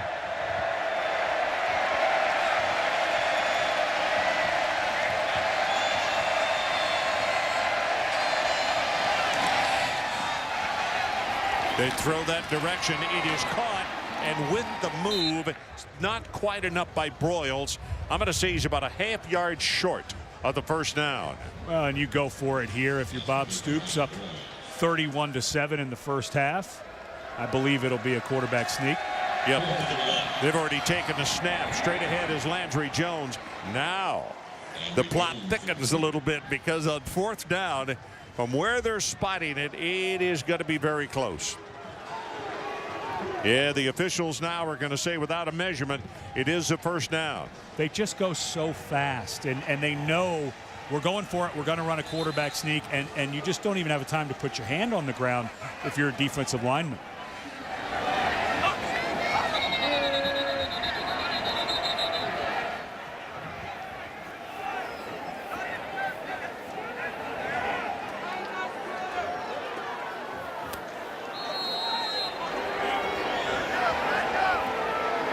Okay, they slowed him down, and now the snap. Landry Jones over the middle, got it complete at the 18-yard line to Franks. Well, Frank's a young man who out of the state of Texas. Of course, Oklahoma recruits very heavily in the state of Texas. He ran a 10-1-5. 100 meters. Yeah. That's world class. You see the spin move by Finch. We've already seen one incredible move by him tonight, as it looked as though he was down, put his hand on the ground as he's falling, pushed himself back up, and took it into the end zone. And that time he gets hit, spins off of it. I mean, I know that Oklahoma doesn't want to talk about next year, but you look at the new configured Big 12, and I don't know how they're not the favorite going in next season. Sweet Murray, stiff arm, and then lost his footing a little bit and went diving forward to about the 16. It's Coffey who was out there defensively. So it'll be 3rd down, Oklahoma. And Bob Stoops looks up at the clock, running at 1:25. I think this is Broyles' time. He's in the slot to the right. Maybe run a short route with Franks. Try to bring the corner up and run a corner route into the end zone to Broyles in the slot. Baylor faithful up and trying to help out their defense. They're down 31-7 right now. And Oklahoma with this 3rd down, but the ball is in the red zone. The pass thrown behind Franks on a post. Well, that's the second end of a drive inside the 20 where Landry Jones, well, that time wasn't a mistake. That was a physical mistake, not a mental one. The first one was the mental mistake, almost throwing the interception. That one was well behind Franks, who was running a slant. It was a double slant to that side. Franks had a good cushion from the corner and just thrown well behind Franks. So Jimmy Stevens to attempt a 33-yard field goal from the near hash mark. And he nailed another one. Wendy next. Let's check back with you. Ron, thank you very much. Coming up on the Outback Steakhouse halftime report, we're still trying to sort things out in the Big 12. We've also got a logjam at the top of the Big 10. We'll help break down the scenarios there, and it's a Hokie revival after Virginia Tech clinches the ACC Coastal. I'm joined by Robert Smith and Todd McShay at the half. Ron? Wendy, you got to say a huge congratulations to the Hokies, to Frank and his guys. They lost the first 2 games this year, and particularly after the second one they lost, people thought, wow, this was supposed to be a good year. This is going to be just a tragedy. And look what they've done since. They haven't looked back, have they? It's amazing with what Frank Beamer and that staff do year in and year out. Remember a couple years ago we had them in the Orange Bowl. Darren Evans had to come in because of an injury. It's just been year in and year out. They prove they're one of the top staffs in the country. Well, you got to give them a ton of credit because not that those kids would have given up, but things were kind of bleak after those first 2 weeks. Well, they lost to James Madison at home after giving up a lead in the 4th quarter to Boise State. 38 points last week by the Sooners in the first half and 34 points tonight. That's the reason we were talking about that the Sooners were good at the beginning of the year, but they've gotten even better. Let's take a quick look back at our protection spotlight brought to you by Castrol GTX. Now the play fake to Murray brings the defense up. Great protection by the offensive line, and Broyles wide open. It's just been easy for Oklahoma. The only thing that stripped them up is, frankly, themselves in the red zone, and that's been the story all year. And you've got to think going to Stillwater. Well, but I mean, when you score 38 last week, 34 tonight, and I don't think you should nitpick. Ball is tipped. It is caught by the receiver, and he backtracked. His line of scrimmage is going to be at the 1.5-yard line. Jared Salubi knocked the ball down, son. Wow. Yeah, with the speed that Oklahoma has. Jeremy Beal is the man who tipped it. So a timeout is called. Sooners still have 2 left. Good use of a timeout. See the numbers on Landry Jones, 23 of 31, 268, 2 touchdowns and 1 interception. Bob Stoops keeping his foot on the gas here in the first half, using that timeout, hoping to force Baylor to punt into a stiff wind and see if they can't get good field position after a big mental error by Salubi. The wind certainly had something to do with this drive right here. Yeah. No question about it. But the drive just a moment ago, I should say. Jay Finley in the ball game at tailback.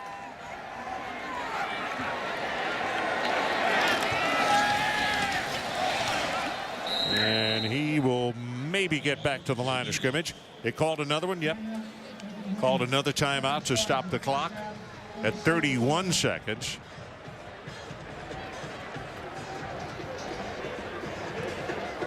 Now, Beal has had such a wonderful senior year.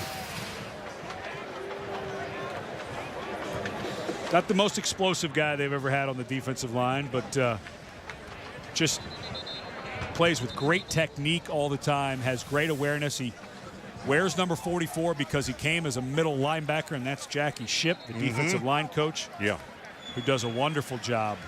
I think Jackie Shipp is one of those assistants around the country that, because we don't talk about them very much, but you think about the guys, Gerald McCoy, some of the guys that he has coached, and yes, they have great ability, but they are well schooled.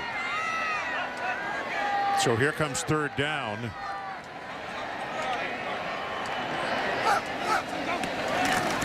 See the shift at the last moment by the defensive front, and Finley tried to take advantage of it. They went the opposite way, but he came out of bounds, which does Oklahoma a favor because it stops the clock with 25 seconds left. And saves that timeout. That's right. Right. So now you've got the wind in your face, you're punting into it, and you send Landry Jones, who other than when he gets inside the 20 has been playing fantastically tonight.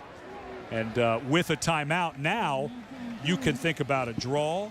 You can think about a wide receiver screen. You don't have to think about things near the sideline or beyond the sticks because you have that timeout in your hip pocket. See the total yards so far, 315 for Oklahoma. And this is a good kick as a flag is down.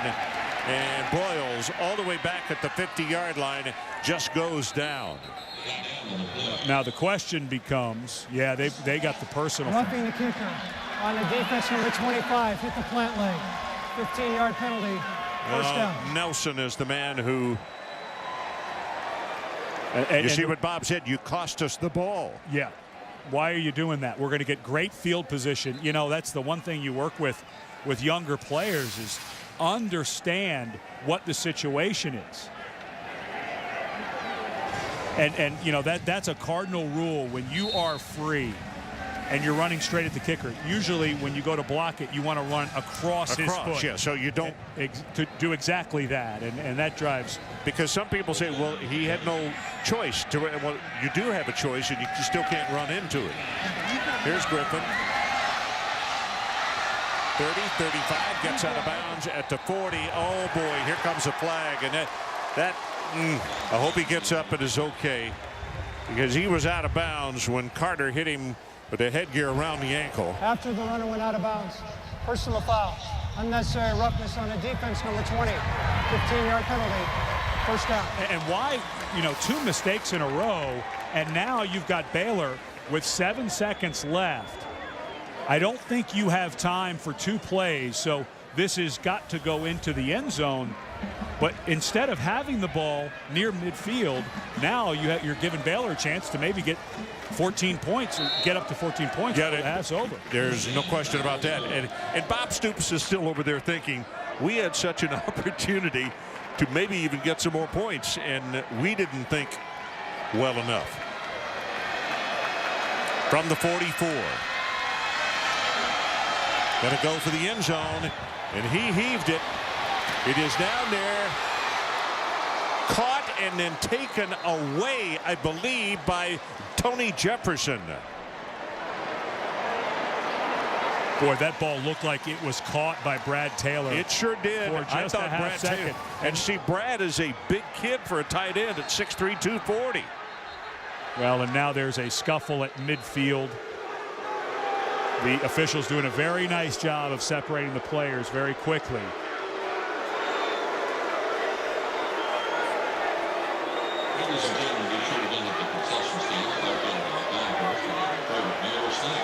There's Watkins, who knocks Beal down, and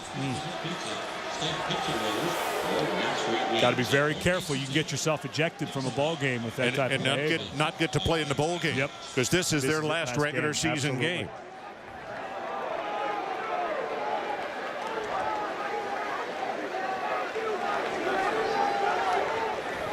So I think the excitement of the first half is over.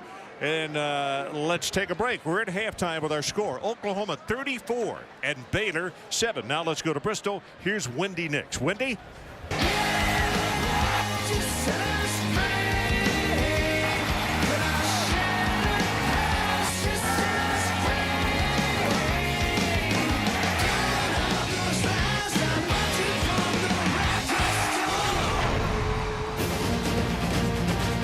Welcome back to Saturday Night Football on ESPN, where our score is Oklahoma 34 and Baylor 7. And the half game ball for that first 2 quarters of play. DeMarco Murray, 141 yards and 2 touchdowns.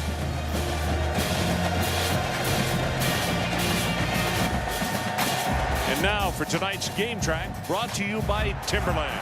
Well, it was a swing pass to DeMarco Murray that went for a long touchdown, and then the play fake to Murray brought the safety down, and an easy throw and catch by Landry Jones to Ryan Broyles, who's having a huge night. O'Hara prepares to kick it off for the Sooners, has the wind at his back. High spinner, this one is returnable from the goal line. Baker. And Baker's going to be manhandled just short of the 15-yard line. Well, let's go back and revisit a graphic that we had off the top of the telecast. Well, they've shown up. I guess is the story here. I would say. Yeah. But, with the way that Jones, Murray, and Broyles is going, I'd say it's going to stay about the same. And then as you dig deeper down into those stats in the first half, 6.4 yards per play for Oklahoma. Finley 71 yards, and Griffin has had a tough night, but they're going to have to do something to get both of these guys going. And I think they're going to have to keep doing some plays like that, Ron. I think that you cannot go away from that running game because it's going to set up some other stuff. As painful as it might be, I still think you have to have Finley involved. In fact, got a report at halftime that A&M had kind of abandoned the run in the first half of their game against Nebraska, and it had been costly to them. Second down. Flag comes in after the completion to Terrence Williams. I think they're going to get a legal block in the back on Josh Gordon here.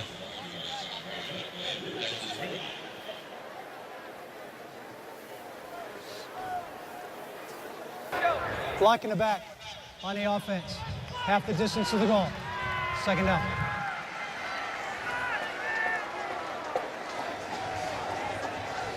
So I'll tell you what we're going to do. As we do this ball game, we're going to bring in our guru as far as the BCS is concerned, Brad Edwards. He was with us last year when we had Kansas at Texas down in Austin. Hey, Brad, welcome. Your thoughts about what you've seen here so far tonight? Well, Ron, obviously pretty one-sided. I was expecting a little bit more of an offensive show on both sides of the ball, but certainly no surprise that Oklahoma's putting up points. This ball is intercepted, and the touchdown by Oklahoma, Ronell Lewis.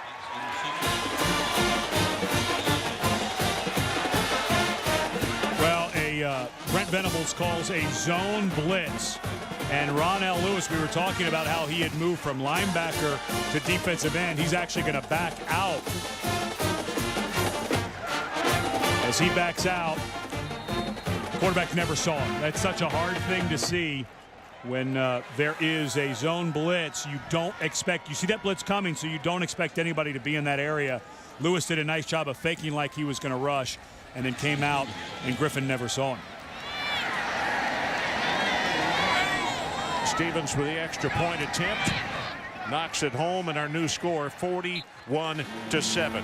Brad, as we prepare for the kickoff by Oklahoma back to Baylor, let's talk about some of the things, the complaints that we have heard today from America as far as the BCS. One is the Big East and what's happened there. Pittsburgh just became bowl eligible today with their 7th win. They stand a real good chance of playing in the Fiesta Bowl. Should there be a rule that says if you have more than 2 losses and unless you win a conference championship, maybe you should not be able to go to the BCS? Well, it seems like there sure should be, Ron, and especially now that we've gotten to the point where it seems like the non-AQ conferences, at least the best teams in those conferences, have closed the gap on the bigger conference teams. And it seems like a total injustice that the Big East would have a team in it in a year like this when there's no guarantee that both Boise and TCU will get in. And I guess the key there is that this is only the first year of a 4-year cycle with the BCS. So there are changes that could be made coming up real soon. Brad, also the other thing that comes to mind is as Oklahoma kicks it off is the fact that, to me, it kills the suspense and enjoyment of the other BCS bowl games because you are leaving out the Boise's and the TCU's. Yeah, you are, Ron, and of course if there's a team that certainly doesn't seem to belong in that group of BCS teams, it kind of ruins the game that team's playing in. Like, for example, I would tell you this year, it's almost certain that the Big East champ is going to end up playing the Big 12 champ in the Fiesta Bowl, and that's going to be a real big downer for a Big 12 champion that has to be excited about winning the conference title and getting to play in the BCS. But you got to figure they're going to get stuck in a game where they really feel like they have nothing to gain and everything to lose. Okay, Brad Edwards, we're going to talk with you some more here. Let's go ahead and get this Baylor drive started and see if the Bears can get off the snide here in the second half. There's the guy to do it, the quarterback, Robert Griffin, who takes it forward at a gain of 11 yards. And, Brad, everybody in this part of the country, obviously, as Griffin a little slow to get up, is wondering what may happen with TCU. How do you think it's going to shake out between TCU and Boise State as this thing comes down to the wire? Well, Ed, I think it's going to be really close when the standings come out tomorrow, and I think now the ball is in Boise State's court, and it's just a matter of how impressive they can be, assuming they beat Nevada on Friday night. Obviously, if they win it comfortably, I think they're in great shape. If they don't, we'll have to see what happens. And, Brad, in the Big 12 South, if Texas A&M beats Nebraska and Oklahoma wins tonight and beats Oklahoma State, we've got a 3-way tie. Why does it shake out for most likely Oklahoma able to go? Yeah, because it's going to come down to the BCS standings if that happens, and you'd figure that in order for the 3-way tie to take place, Oklahoma State's going to have to lose the final game, so they're definitely not going to be one of the higher-ranked teams in that group. And the way that it's written right now with the tiebreaker, Oklahoma would just have to be more than one spot ahead of Texas A&M to keep the head-to-head from kicking in there. And given that there's a 5-spot gap between those teams in the BCS right now, and given that Oklahoma would certainly get a surge from beating Oklahoma State on the road at the end of the year, I just don't think A&M with one more loss on its record overall would have enough to be able to keep that gap tight between them and the Sooners. Brad, I'm going to take it here for just a second on this 3rd down and 8 for Baylor. 4 wide receivers set. Steps up, Griffin delivers, and incomplete on the pass play to Tevin Reese. And it's going to be kicking time again for the Bears. They got to kick into the win.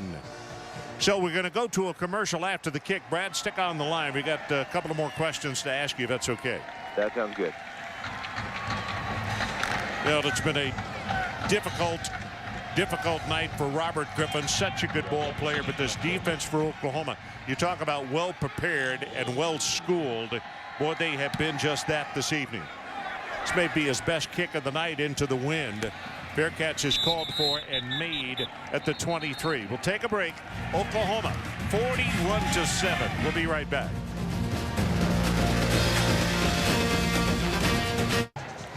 So we are back and a look at Robert Griffin as he came to the sideline just a moment ago. A little moment of solitude, chat with himself, and maybe with the man upstairs. Not really sure.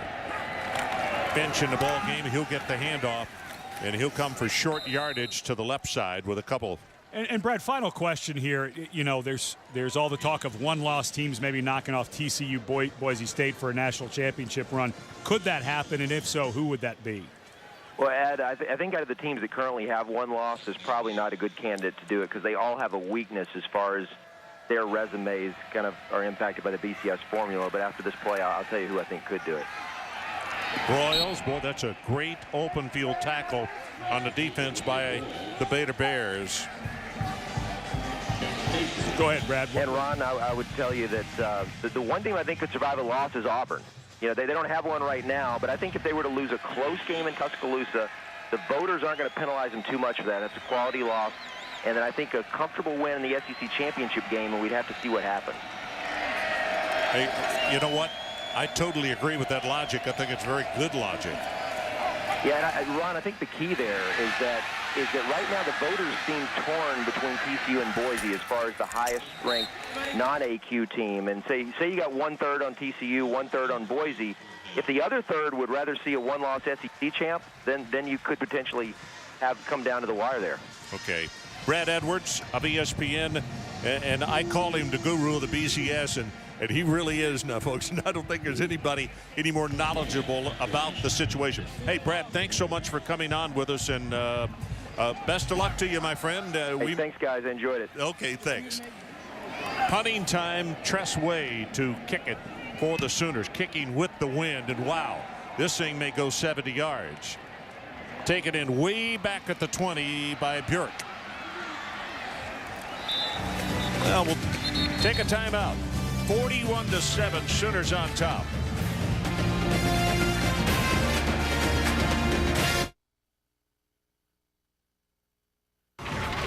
ESPN's College Football Primetime, brought to you by Nissan, proud partner of the Heisman Trophy, and Popeye's Spicy Crispy Crawfish. Put some Cajun in your blood.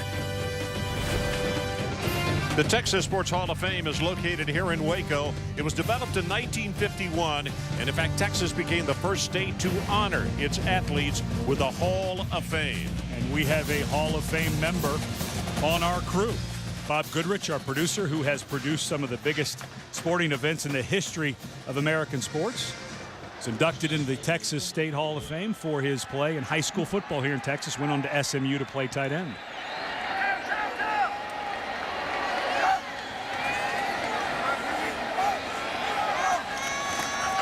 Griffin hands it off, and the running play is going to go for maybe one. And let me put a period on that before we leave the subject of Bob Goodrich, our producer, being in the Hall of Fame. Folks, when we get an assignment and it's coming to the state of Texas, he now lives in another state. I will not say the other state he lives in, but he always says, this weekend we're going back to God's country, which means all of us know we're going to Texas. That ball is thrown and is complete at the 31-yard line to Kendall Wright. Well, now for Baylor, it's you know, what's the crazy part in talking to Brent Venables about this offense, the defense coordinator from Oklahoma, said you never quite feel comfortable. And they scored 30 points last week and a half against Texas A&M. They scored 28 the week before and a half against Oklahoma State. So they can do it in a hurry. Well, this is the play that we watched a couple of times yesterday and thought how difficult to defend, because when Griffin is putting the pressure on, he then is throwing the ball behind the line of scrimmage. And so this is one of the coolest plays, as Baylor's now going fast, so we're not going to be able to get to a replay as you see Brent Venables getting his workout in for the day over there. But you're absolutely right. It's going to be a run from the quarterback, and then they throw a screen. It's really a neat play. Quick pass, caught in the flat, and the tackle made immediately on Josh Gordon, the big sophomore out of Houston Lamar. And they weren't sure how much they were going to be able to get out of Gordon because of that broken left index finger. And it's one thing for a receiver to break a pinky or even a ring finger, but that index finger is right where the ball comes in. You always catch it almost always between your thumb and your index finger. And what they were waiting for, they had to substitute for him. Terrence Williams came back on the field, number 2. They play the same spot. Quick out pass this time to Reese.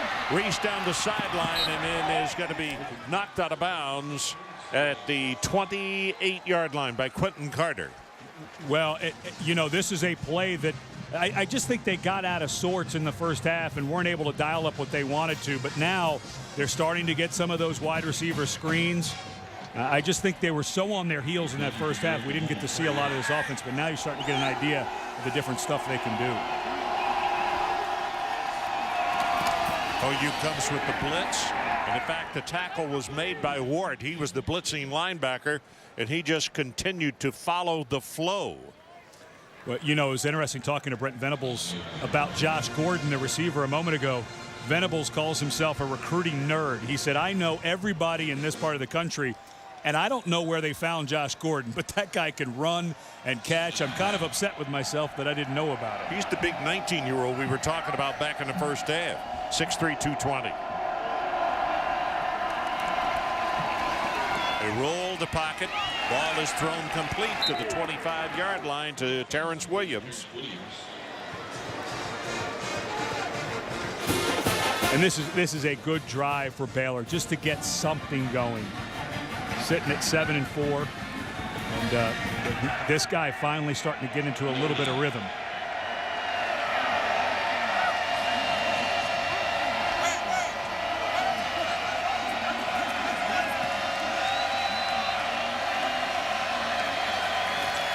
Quick pass, got it to the tight end Taylor, and he lost his footing. His knee went down at the 27.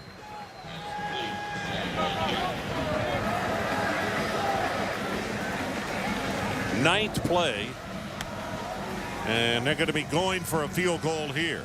And this attempt is going to come into the wind, a 44-yard attempt. And careful driving the ball. Jones had one blocked last week against Texas A&M. Wind and a lengthy field goal. Sometimes they'll drive it a little low.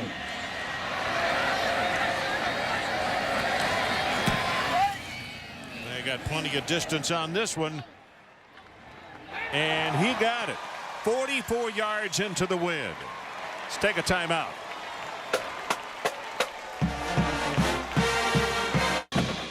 And we're back at Waco, Texas. Ron Franklin along with Ed Cunningham. 7:54 left to play in the third quarter. Oklahoma's lead now cut to 31. And Aaron Jones, we kept looking at it during the timeout. He hooked that ball a long way, but he also kicked it very high, and it was very good. Well, this kick into the wind is going to be short.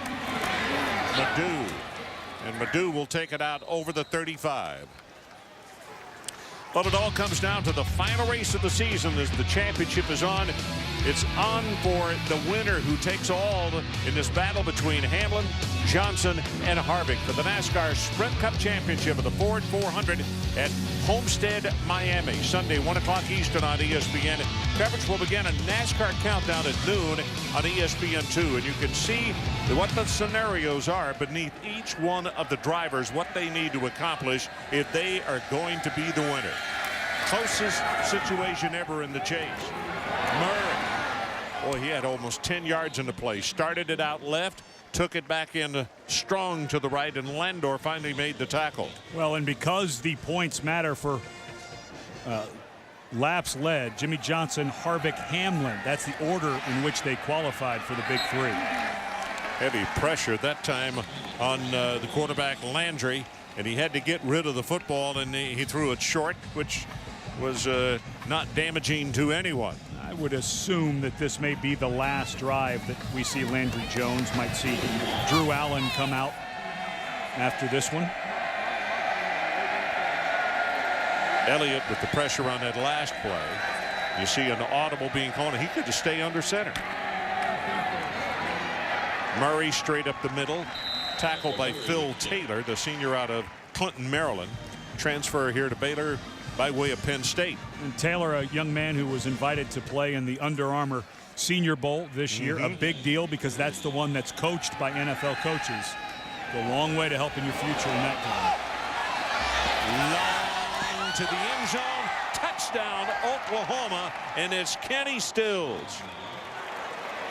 That was such a veteran move by Stills. There's some guys at receiver that just get it. And Stills, the ball was underthrown. The ball was underthrown slightly by Landry Jones. And Stills slowed down until the defender bumped him. Then he went and finished it.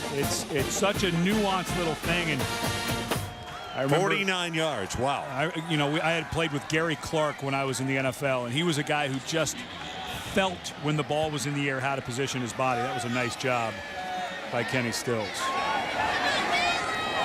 Stevens with the extra point, nails it. And at the 7:08 mark of the third quarter, our new score is Oklahoma 48-10. Let's take a look at the ISO that we had. Now watch right at the very end. It's kind of a little corner and then up route. And you've got the trailing, slows down, bump, uses his hands a little bit, which, I'm not sure how much real defensive pass interference that was, but just a good use of body control. And, of course, we saw him right at the end there, Ron. Watch what he does with the ball. Just gives it right. Better flip to the official quickly. I know what he didn't do. Well, here's what he did. Well, you look at him and he's, what is that, his zip code? This is last week. Watch this touchdown. This is okay to do on Sunday, but it's not okay to do on Saturday. And he jumps up right here and spikes the ball between his legs. And what he found out very quickly is how much of a stern disciplinarian. The ball is loose into the end zone and knocked out of the back of the end zone, and that is a safety. Dixon is the man who had the ball knocked away, and that is a safety for Oklahoma. That was Marcus Trice, who's been very active tonight for Oklahoma on special teams. Watch, first of all, the ball should have been knelt down if you don't handle it right, and there's some confusion. But watch Trice come in, gets his hand wrapped around the ball, and gives it a yank. What a wonderful play by Trice. He could see how loosely the ball was being kept, and you got to give credit to the Baylor Bears for knocking the ball out of the back of the end zone. Otherwise, it would have been a touchdown. Now we get a free kick by Baylor, and Oklahoma gets the ball back.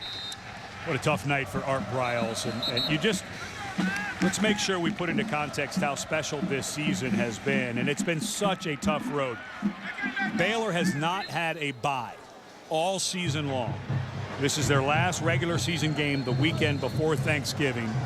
They've played 3 ranked teams in a row, and that came after an emotional win at Texas 4 games ago. And you just get the sense that maybe the gas is real low in the tank. But you really don't want to take away from what has been a nice season under Art Briles in his 3rd year. Plus the fact we want to show you in this quarter something that a movement that is afoot here in Waco about the possibility of a new stadium for the Baylor Bears, which is on campus. They're the only university in the conference who does not have an on-campus facility.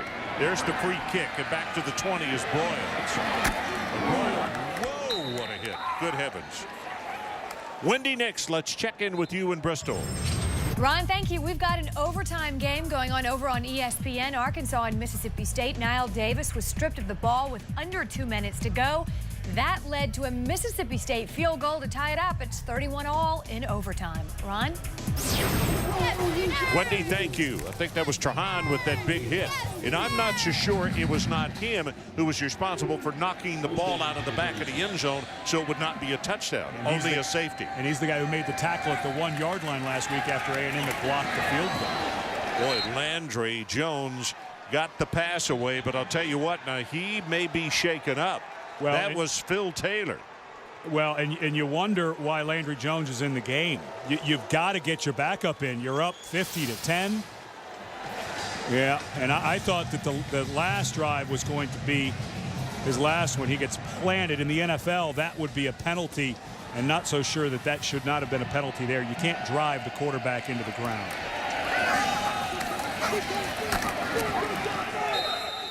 Running play is going to take it to around the 38. That's Brennan Clay.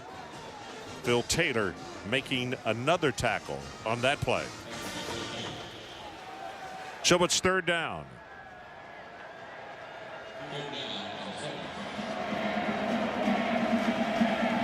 So there's a good look right there at Drew Allen, the redshirt freshman out of San Antonio, played at Alamo Heights High School, warming up on the far sideline. That's Madu in motion.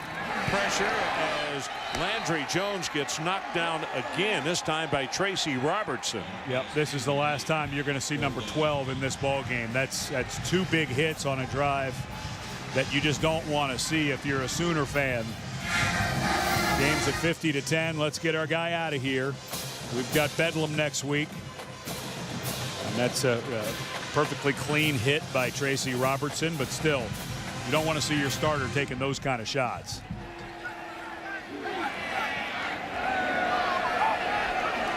Josh Heupel, the quarterback coach, talking to Landry Jones on the sideline. Tressway with the kick, and the left footer sends this one a long way. Going to take an Oklahoma bounce and went out of bounds inside the 10-yard line. They're going to say out at the 6.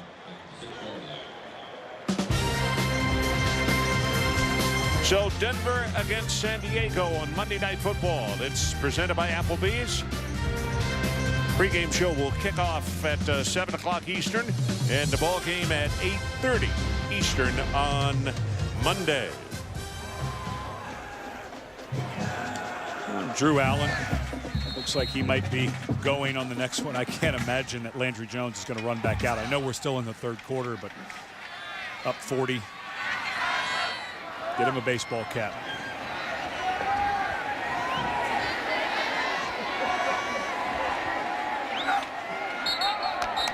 Well, movement by Baylor. False start on the offense. Number 71. Half the distance to the goal. First down. Art Briles trying to keep it a positive situation on the sideline. And Bob Stoops comes over to issue some congratulations and a way to go. An attaboy for his starting quarterback.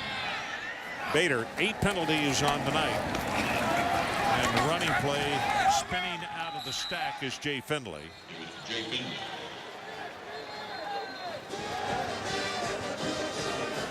Well, we were talking earlier about Jay Finley. I am so impressed with this young man, and we were talking to Art Briles about him yesterday. He missed all of spring, most of fall camp, and I said, you know, the last 5 games has been so good. He said, well, he finally was able to get himself in shape because that ankle surgery, he couldn't work out that much, and just taking him a while to get healthy.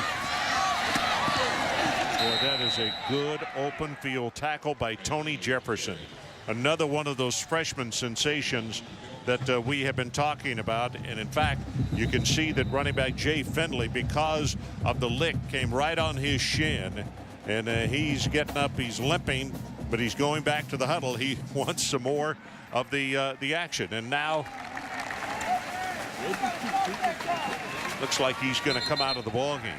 Well, senior night here at Baylor. Let's hope that Finley's able to finish it on the field, and that's just a bruise. Third down coming up. They need to take it out to the 16-yard line. Terrence Yanaway, a junior out of DeKalb, Texas, will come in for Baylor at running back. Blitz by Oklahoma, puts up the pass, and closest person to it was Quentin Carter, the free safety for the Sooners. He just had to unload that one. Wart coming in with pressure, the linebacker. Well, if you're going to blitz, you've got to blitz one more than the offense has someone to block, and that's exactly what Brent Venables and his defensive staff dialed up that time. There's 2 blitzers, not enough blockers, and Griffin had no choice but to heave it up. Here's the kick. Good kick. It's going to turn over, but you know, I say good, I didn't realize it was coming out of bounds. So Oklahoma's going to get some very good field position. Well, what you're about to see here is the practice facility on the campus of Baylor University. There it is right there. And the Brazos River runs right here. Well, the property just beyond is owned by Baylor. And there are a lot of people, including a lot of big boosters, who were talking about, let's get an on-site campus stadium, and that's the area that they're looking at putting it, which would be a wonderful thing. Yeah, my recommendation is look at a stadium like Stanford. They did a marvelous job with that, and kept the price right. You know, you don't have to go spend $200 million, but Art Briles knows he can win here. They're already at 7-4, but middle of Texas, he's got great relationships down in Houston for obvious reasons as the ex-head coach there. Well, and plus the fact that the recruiting in Central Texas, which he is very much a part of right here in Waco, and also East Texas, his back door is Dallas. So the recruiting situation for the Baylor Bears is not a bad one at all, as one of the Bears players is down. I believe that is Tracy Robertson, but Art Briles born, raised, has been in Texas his entire life. He started his college coaching career at Texas Tech, but had a wonderful run at Stephenville High School, and then took the University of Houston, revived that program, and off of the success of that took this Baylor job. And, you know, visiting with Thriles yesterday, you could see the gleam in his eye, you know, and Ron, when I talked about the recruiting. Oh, yeah. I mean, there's over 400 athletes per year that come out of Texas to play in the FBS, and he's right in the middle of it. He had almost that Cheshire grin a little bit about how good things could be here if they keep winning. It was Lloyd who came off the field under his own power, and Landry Jones is operating at quarterback again. Got a second down and short. That's Murray, lead blocker, and he'll take it out of bounds at around the 30-yard line. Landor is the man who tripped him up, and they're going to say out at the 31.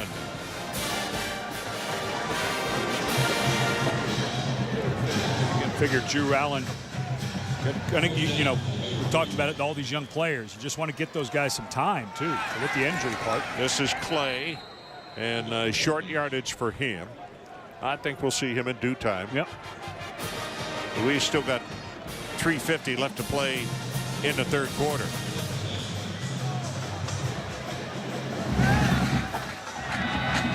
Well, they go fast. It's unbelievable. I'm telling you now.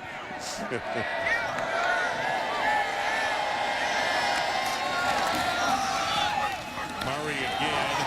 Nothing to the right. Brought it back to the left. He's going to wind up with 1 yard on the play. We understand that at the end of 3 quarters at College Station, no more base hits. They're tied at 3. And I'll tell you what, that's been really a defensive struggle, hasn't it?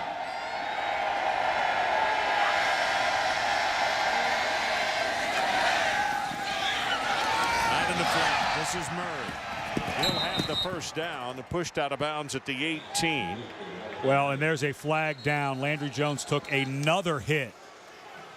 And it's going to be roughing the passer on the defense, number 13. Half the distance to the goal from the end of the run. First down. Tracy Robertson flagged on the play out of Houston Lamar. And Jones was slow to get up again. And I can't think that the head coach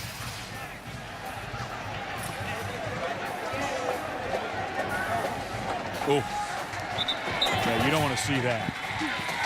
Even if it was on time, you don't want to see that where the head kind of gets jerked back there. So it is a first and goal. The ball at the 9-yard line.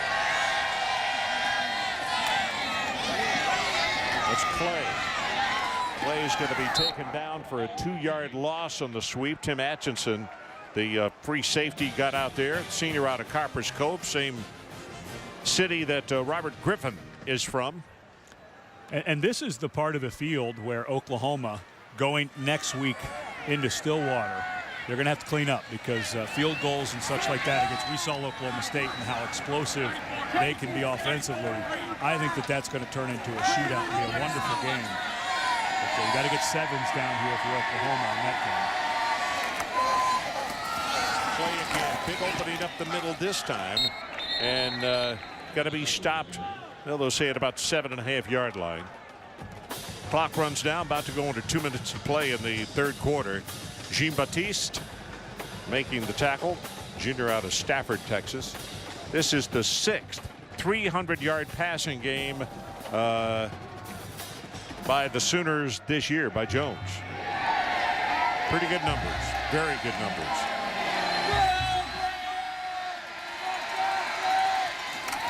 Comes a blitz, quick pass, a little miscommunication there as the ball. Franks was running a post and the ball was thrown behind him, so field goal team will come on. And they'll try to put 3 more up there and make it 53-10.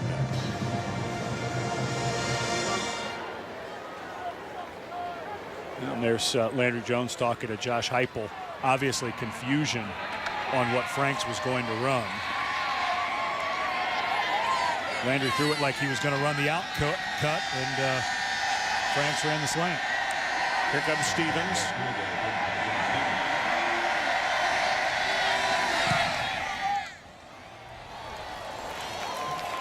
And he another one. Wendy Nix, let's check with you back in Bristol. Ron, thank you. It's a Dr. Pepper Big 12 update. Missouri and Iowa State. Davian Moore from a yard out.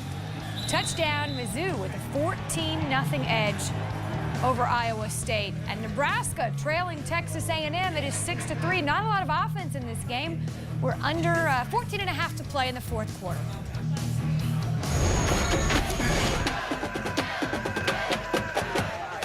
Well, across the street in the area that the band entertains the alumni before the ball game, some guys have decided a football game has broken out over there. So perfect way to end the night. Yeah, for 10, 12-year-old kids. Nice and cool. You got lights in from you know, a big post over there. So why not artificial turf? You know that I think everyone assumed the Big 12 North was over with Nebraska, but they don't get out of College Station with a win. They have to beat a resurgent Colorado team next week at home, and the flag comes down for the kick out of bounds. But you know, Nebraska has not played well at home all year long. Played great against Missouri, but what has happened as long as the QB is not 100%, and they've got a bigger hill to maneuver. And with the penalty out of bounds by O'Hara, they're going to get the ball at the 40-yard line. And Colorado all of a sudden has something to play for. They win that game, they become bowl eligible. So now it's a 6-3 A&M leading over Nebraska, and I think everyone just assumed that part of the conference was decided, but not so fast. Griffin cuts it up the middle and is going to be tackled after a gain of 14 yards. Quentin Carter, the free safety, had to grab him by the shoulders and bring him down. And Travis Lewis, linebacker, one of the leaders of that defense. Arkansas just defeated Mississippi State in double overtime, I've just been told. Keeping you up to date on other scores. And I would think as this thing rolls over to the fourth quarter, we're going to see the Oklahoma bench empty. Yeah. Because I would think Bob Stoops is over there going, okay, I don't need guys like Travis Lewis being injured with Bedlam coming up next week. You didn't need anybody. No. I mean, that's not in the plan. No. And actually, it's one of those things where, you know, do you line it up? If you're Oklahoma and just try to run every play that you possibly can, you know, get Clay a lot of experience. Yep, somebody moved. On the offense, number 59, 5-yard penalty, first down. Danny Watkins, who also has been invited to play in that Under Armour Senior Bowl down in Mobile, Alabama. Been down there many times, and it is a practice session the week before that really is fun to watch because you can really find out. They do special drills for the pro coaches. They'll do half line scrimmage, one-on-one, you know, as far as offensive lineman, defensive lineman. It's the only all-star game that the practice stinks. I mean, it's really hard. You go play in any of the other ones, and it's kind of patty cake through the week. But when you go to the Senior Bowl and you're coached by NFL guys with scouts everywhere, let me tell you this. You better bring your helmet and be ready to buckle. I also think they make more money for guys who are unheralded and unheard of because they get a chance to move up in the draft. And that's exactly what a lot of them do. Is that play is going to go for about 5 yards. That's Salubi, tackled by Ronell Lewis. That is the end of the third quarter. So we will take a break. Oklahoma 53-10 as we head to the final 15.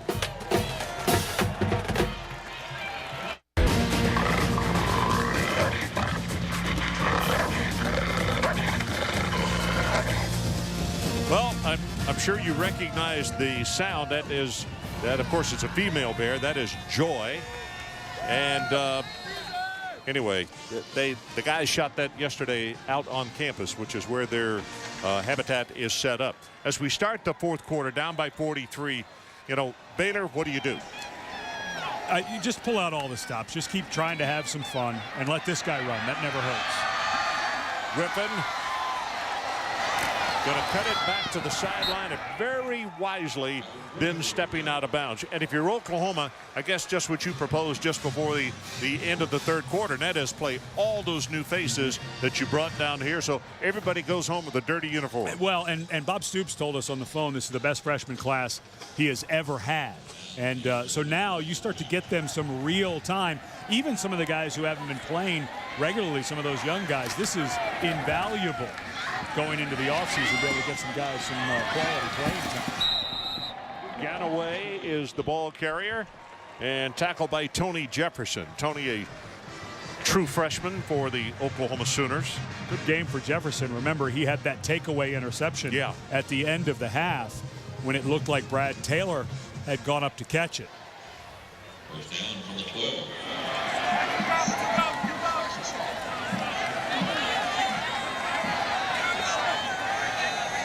From the 12-yard line.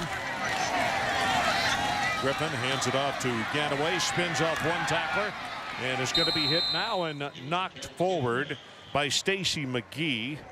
And let's see, they're going to spot him down just inside the 8-yard line. McGee, a young man, just a sophomore. And it was interesting talking to Brent Venables. He was saying that Jamarcus McFarland has played a little bit in his head this year. And he said McGee, as a freshman, went through the same thing last year, but has really turned into a fluid guy there in the middle. Ganaway, I beg your pardon, Salubi was the ball carrier. And that was Ronald Lewis making the stop. Glad to see him back on the field as he had to be taken off earlier in the ball game. That was a nice interception he had on that zone blitz. Yeah, scored the touchdown. The second half.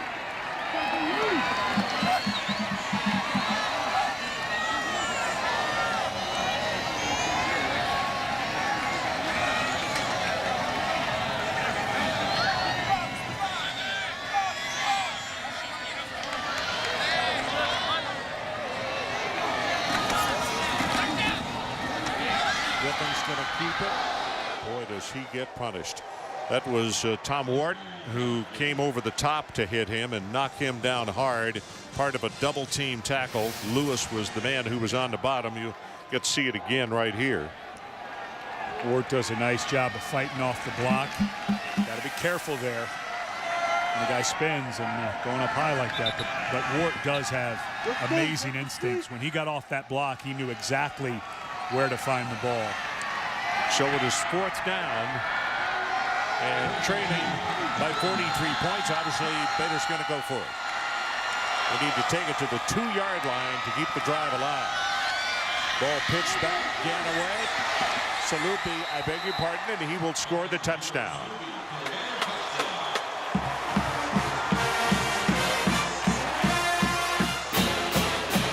And this matters for Baylor, to be able to score, start to feel a little better about yourself. They played themselves into a bowl game for the first time since the mid-90s. Take a little momentum with a good offensive drive into your offseason, which is starting, your time between the bowls starting a little earlier than most. Aaron Jones with the extra point attempt is up and good. Let's take a break. 53-17 our new score.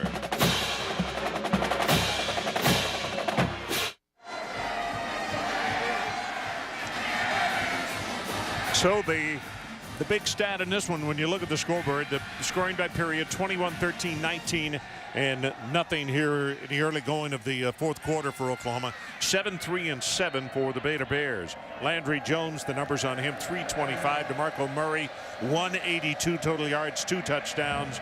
And Robert Griffin, it's been a difficult night as far as the 2 pickoffs. This kick coming down to the goal line, and it's going to be Clay. Clay up the sidelines, going to take it near the 40. Wendy Nix, what do you got for us this time? Ron, thank you. Mississippi State kicked a field goal to force overtime, but can't pull it off. Double overtime. Ryan Mallett denial Davis, and Arkansas wins 38-31. The final in double overtime. Okay, Wendy, Arkansas is, I guess you'd say, the record holder as far as number of overtimes that they've won in. a 7 overtime, and I think it was a 6 overtime we had against Tennessee a few years back, as Drew Allen comes into the ball game at tailback. And he hands it off to Finch, and Finch almost knocks one of his own linemen right on his keister. Wow.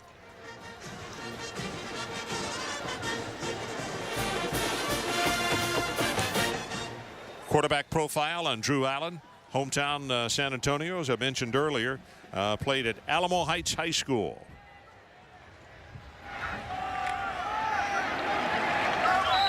I went down before the game to watch the quarterbacks warm up. I like to see their throwing motion, and Allen, a big guy at 6'5", 232, runs pretty well for his size, but I just like to see the arm from field level, and as you would suspect, he's got a pretty lively one. Ball comes out of his hand very nicely. He's 6'5", 232.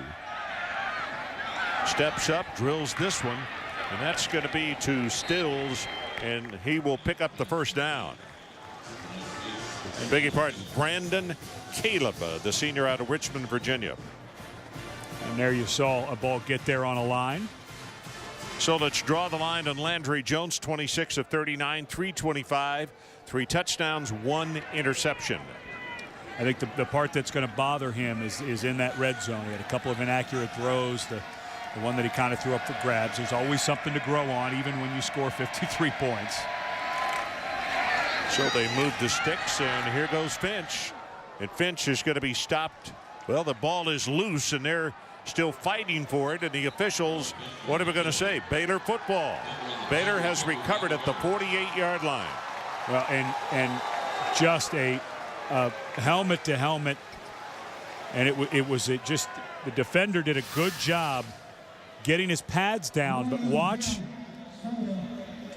the helmet of Finch. Yep, they just went helmet to helmet. That's Dixon, who was there on the hit. Yeah. And very quickly, the medical staff for Oklahoma out on the field to take a look at Roy Finch. Let's take a break. ESPN's College Football Primetime. Brought to you by Chick-fil-A.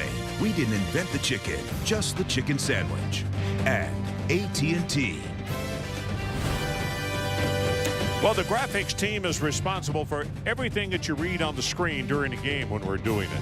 And the operators are Mike Kirby and John McCoy. And the graphics producers are Andy Osofsky and Clint Herod. And these guys do a really, really good job. But just always remember one thing, that if there's anything misspelled, it was not Ed and it was not me. Yeah, and as they still tend to young running back Roy Finch, let's take a look back at the hit by Dixon just to make sure, you know, this is not targeting. This is not trying to go after the defensive player. Just sometimes when two guys start coming together and you get Dixon trying to get below the pads of Finch, it's a natural human reaction to duck your head.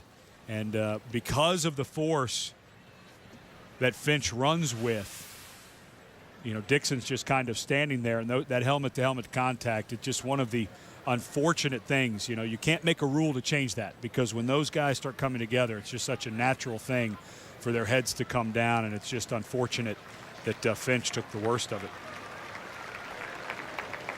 Well, he's sitting up now, which is really good news.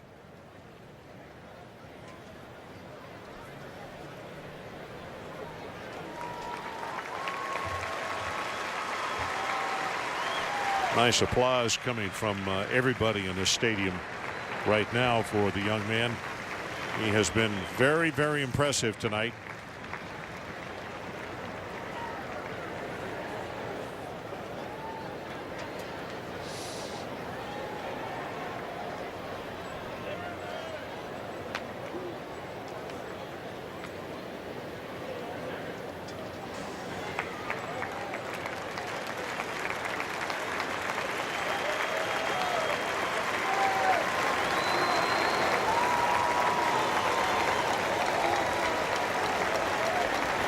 Really nice sportsmanship on the part of, you see the Oklahoma fans applauding, but the Baylor fans are applauding as well when they saw this young man get up and move under his own power.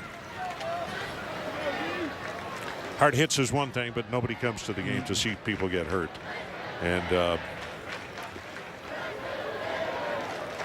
anyway, Finch will be helped to the bench. A charter plane for the Oklahoma Sooners going to leave shortly after this ball game is over and head back to Norman. And I'm sure they will have him checked over completely before he leaves the stadium tonight, though. A pump by Griffin, now going to run it. And tackled in the open field. This shows you the speed and athleticism of the Oklahoma secondary, because normally when Griffin gets in an open field like that, he's got a path he can take. You don't do that. The Sooners just seem to, they break down and they wait to see whose zone he's coming into. Well, and Hurst has really started to play well in the back half of the season. A couple of first-year starters at corner for Oklahoma. He and Fleming have really stepped up their game. Ganaway keeps it on the ground. I think he will have the first down as we get one more look at Finch on the sideline. That was one of the big question marks coming into the season for Oklahoma, was 2 new starting corners, but both Hurst and Fleming, and of course with some of the younger guys starting to step up, Aaron Colvin and Tony Jefferson. Colvin from Owasso, Oklahoma. Not a real big town, and the coaches say he was not that highly rated as far as the services. And the head coach said, I'm glad the services can miss it from time to time. I said, in other words, there can be a diamond in the rough. He said, you bet there can. We got several up on this freshman team.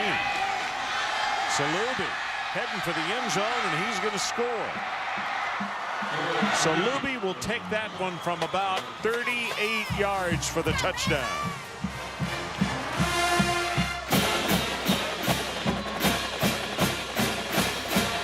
Salubi showing maybe a lot better speed than somebody had. We didn't quite see this much speed on film. Nice cut. Maybe a little bit of a hold there in the middle on Casey Walker, but did not get called. And as an ex-offensive lineman, it's not holding unless it gets called. Aaron Jones with the extra point attempt, kicks it up and through. Let's take a break. 9:28 left. 53-24.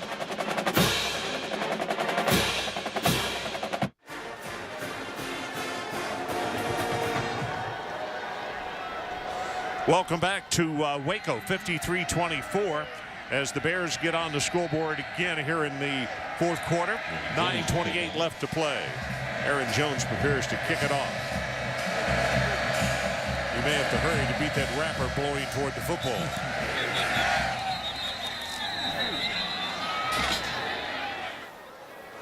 Timeout was called by Oklahoma. Before the ball was kicked, timeout, Oklahoma. First charge in the second half. Well, a reminder, I know you're all going to be watching tomorrow, because it all comes down to the final race of the season, the championship on the line in a winner-take-all battle between Denny Hamlin, Jimmy Johnson, and Kevin Harvick for the NASCAR Sprint Cup Championship with the Ford 400 in Homestead, Miami. Sunday, 1 o'clock Eastern on ESPN. Coverage begins with NASCAR Countdown at noon on ESPN2. And of those 3, Jimmy Johnson qualified above all of them with Kevin Harvick and Denny Hamlin. Of course, that matters because as you read the bottom there. Where did he qualify? Not just about. On the pole? Yeah. No, they just in that order. Because I'm sorry. Laps led, yeah. Parks with the kickoff, and this one's going to send the return man 4 yards deep, and he will not bring it out. That's Franks. So we get an opportunity to see Drew Allen at quarterback again. Well, and you start to see some backups on the offensive line. Ladnoy coming in at tackle. Lepak comes in at guard. Or Lepak probably comes in at center this time. He was getting some time at guard, but we talked to Kevin Wilson, the offensive coordinator, about all the depth they get up front. This is key for those guys as well as the specialists.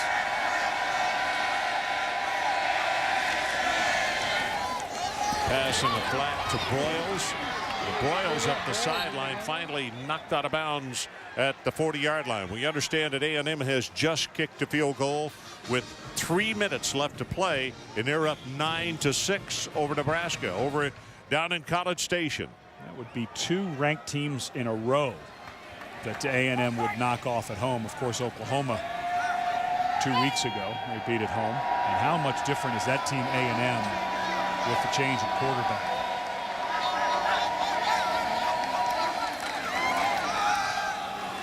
This is Madu.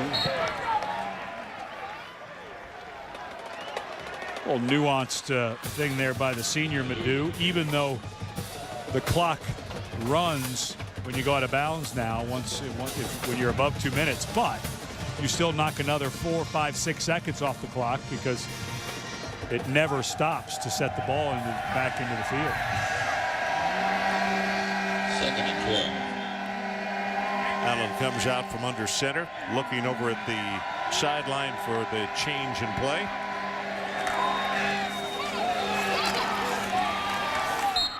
And Taylor makes the tackle on Moses Madu, and it's going to be a loss of about a half a yard on the play, so it'll be 3rd down. They got to take this thing out to the 50-yard line, or the Baylor Bears get it back in another opportunity to score in the 4th quarter.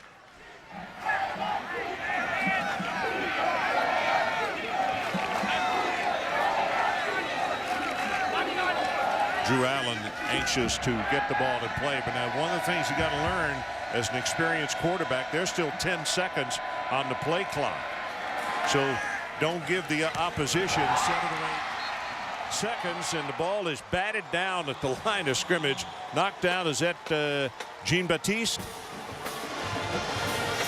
or Phil Taylor? I believe that was Phil Taylor. Yeah, it was Phil Taylor. And Taylor worked so hard during the offseason. He had gotten up to almost 360 pounds coming into his senior year. Good push. Got himself down about 15 or 20 pounds, and coaches talked about his commitment and leadership. And we already mentioned going to the Senior Bowl. He could go a long way to helping his future if he can perform well under the eyes of those NFL coaches. Tressway's kick, fair catch called for and made at the 21-yard line. Let's take a break. 53-24 Oklahoma.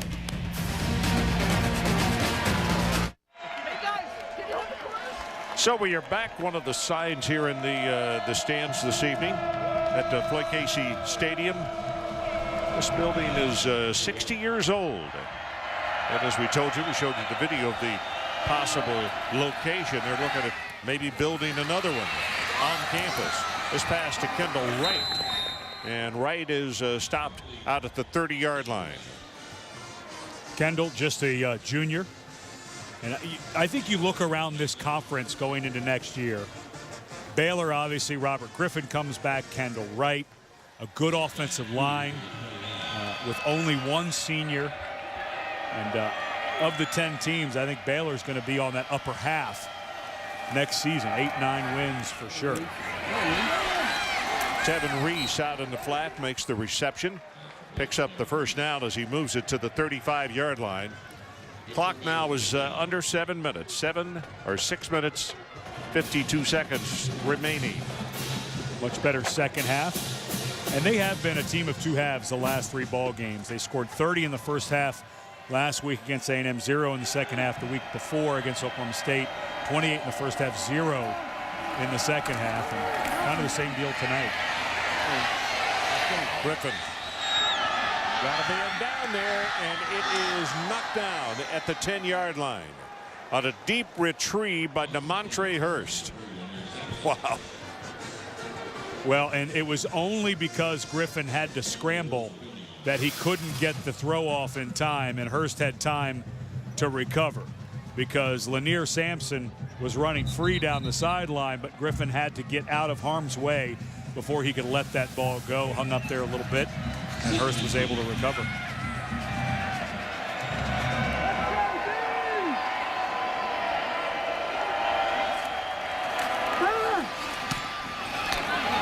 This one's complete at the 38. Wow, Josh Gordon turned for a flip when he was tackled.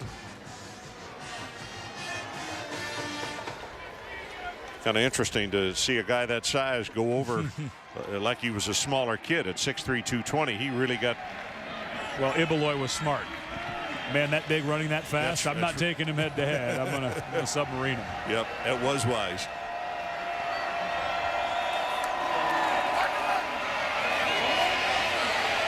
Scrambling for his life, gets out of the pocket, and now runs out of bounds. And we understand, just as the play started happening, that the Aggies have upset Nebraska tonight down in College Station, 9-6. Not a touchdown scored in this one, my friend. So Cornhusker fans can hold off on buying their tickets to the Big 12 championship game.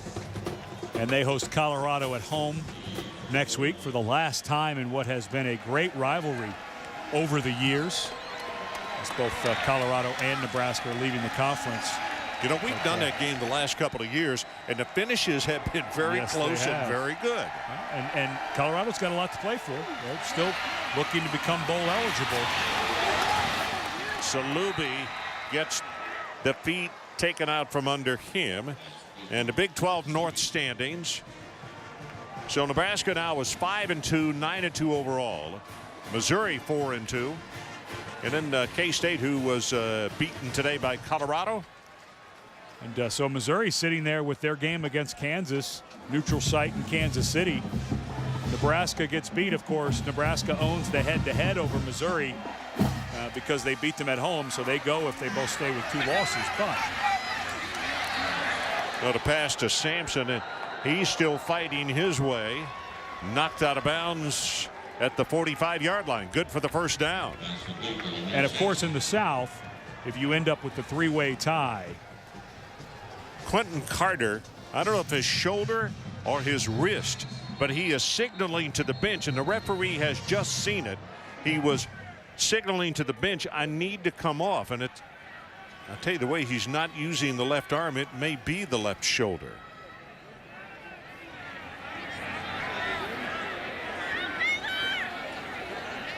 yeah, the way he's dragging that arm, it sure looks like it doesn't. Yeah, it does. And it, as we talked about earlier, with Bedlam this coming week, the game in Stillwater, last thing in the world that Bob Stoops wants to see is a long first aid list. And we already saw Finch. He's got 10 tackles tonight, 8 solo, and 1 tackle for a loss. And we already saw Finch, the fine young running back who had the amazing arm down touchdown earlier, had a touchdown run last week against Texas Tech of 29 yards. So too many people in that training room tomorrow getting ready for the Cowboys. This is Martin, Glasgow Martin, the ball carrier. Young man that we did not have on the depth chart, did not expect to see him this evening. Does a nice job of picking up about 5 yards in the play. He enjoyed it so much he wanted to go back out. The coach said, not now, you're a little late here. They're already set to run the play.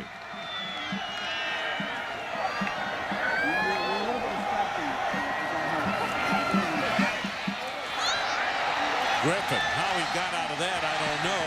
He's going to scramble and come out of bounds on the near sideline at the 34. Frank Alexander is the man who gave him a shove to get him out of bounds. Well, going to come back. Hold on the play.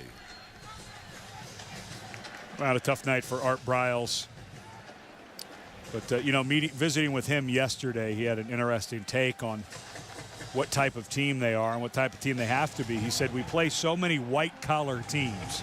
And I believe he was referring to Oklahoma, Texas A&M. He said, we have to be blue-collar. Nothing comes easy for us.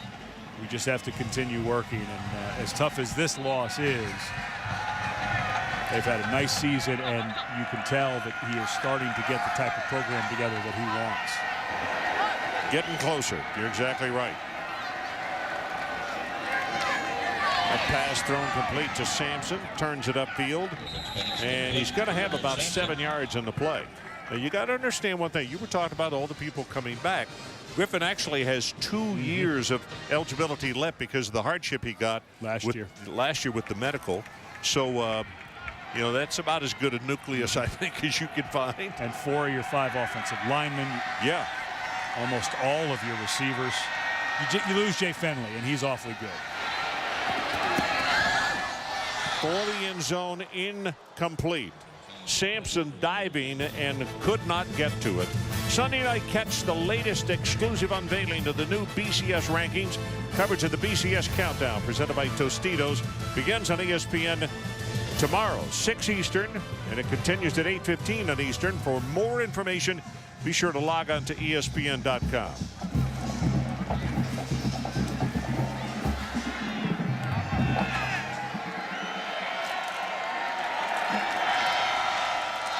Clock under 3 minutes now, 2:53.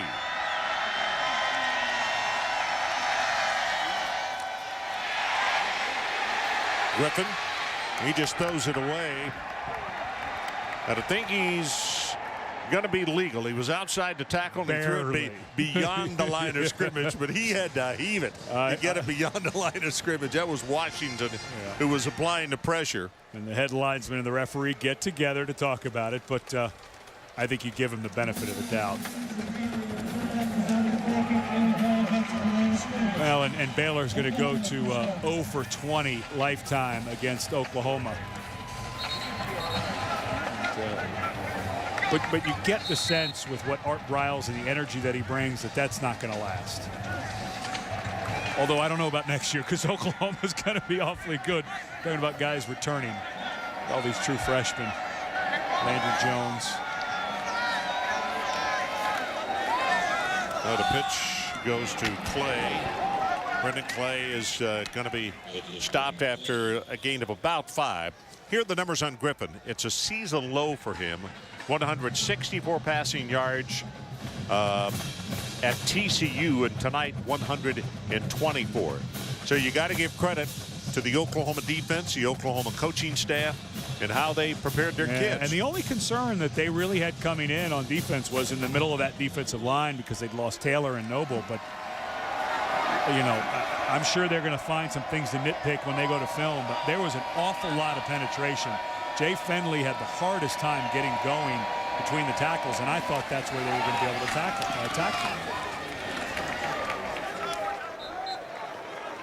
And that's John Nemo now in at quarterback, senior, who was the backup last year to Landry Jones and Sam Bradford while they were trying to get a redshirt year for Drew Allen.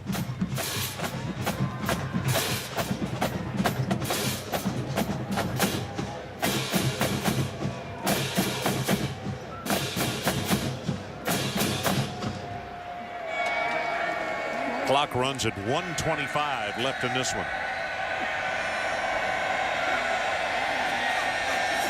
Nemo pitches the ball back, and it's Clay. And Clay is one of those speedy guys that you could see him. He like puts it in glide, then all of a sudden, pow, explodes.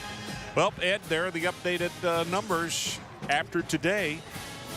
And of course, Texas A&M stays in the hunt, but as we heard from Brad Edwards, in a three-way tie scenario, it will go, if Oklahoma were to beat Oklahoma State next week, it's a three-way tie where Oklahoma State has beaten A&M, A&M has beaten Oklahoma, Oklahoma has beaten Oklahoma State, so it goes all the way down to the BCS. And Brad Edwards not sure that A&M can overcome Oklahoma in the BCS. That's Madhu. And so Oklahoma, if they are to win next week against Oklahoma State, but that's a big if. And Ron, you and I got to see Oklahoma State. That is an explosive group.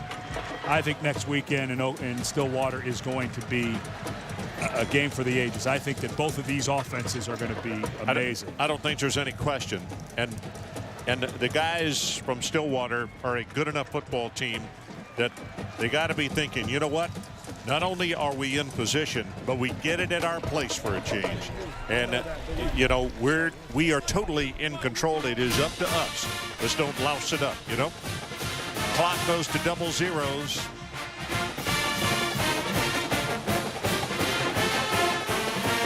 And our crew next Friday afternoon, we will be in Lincoln, Nebraska, 3:30 Eastern, 2:30 Central, as Nebraska and Colorado will play for the last time against each other as members of the same conference. Once again, our final score, Oklahoma 53 and Baylor 24. Coming up next, college football scoreboard.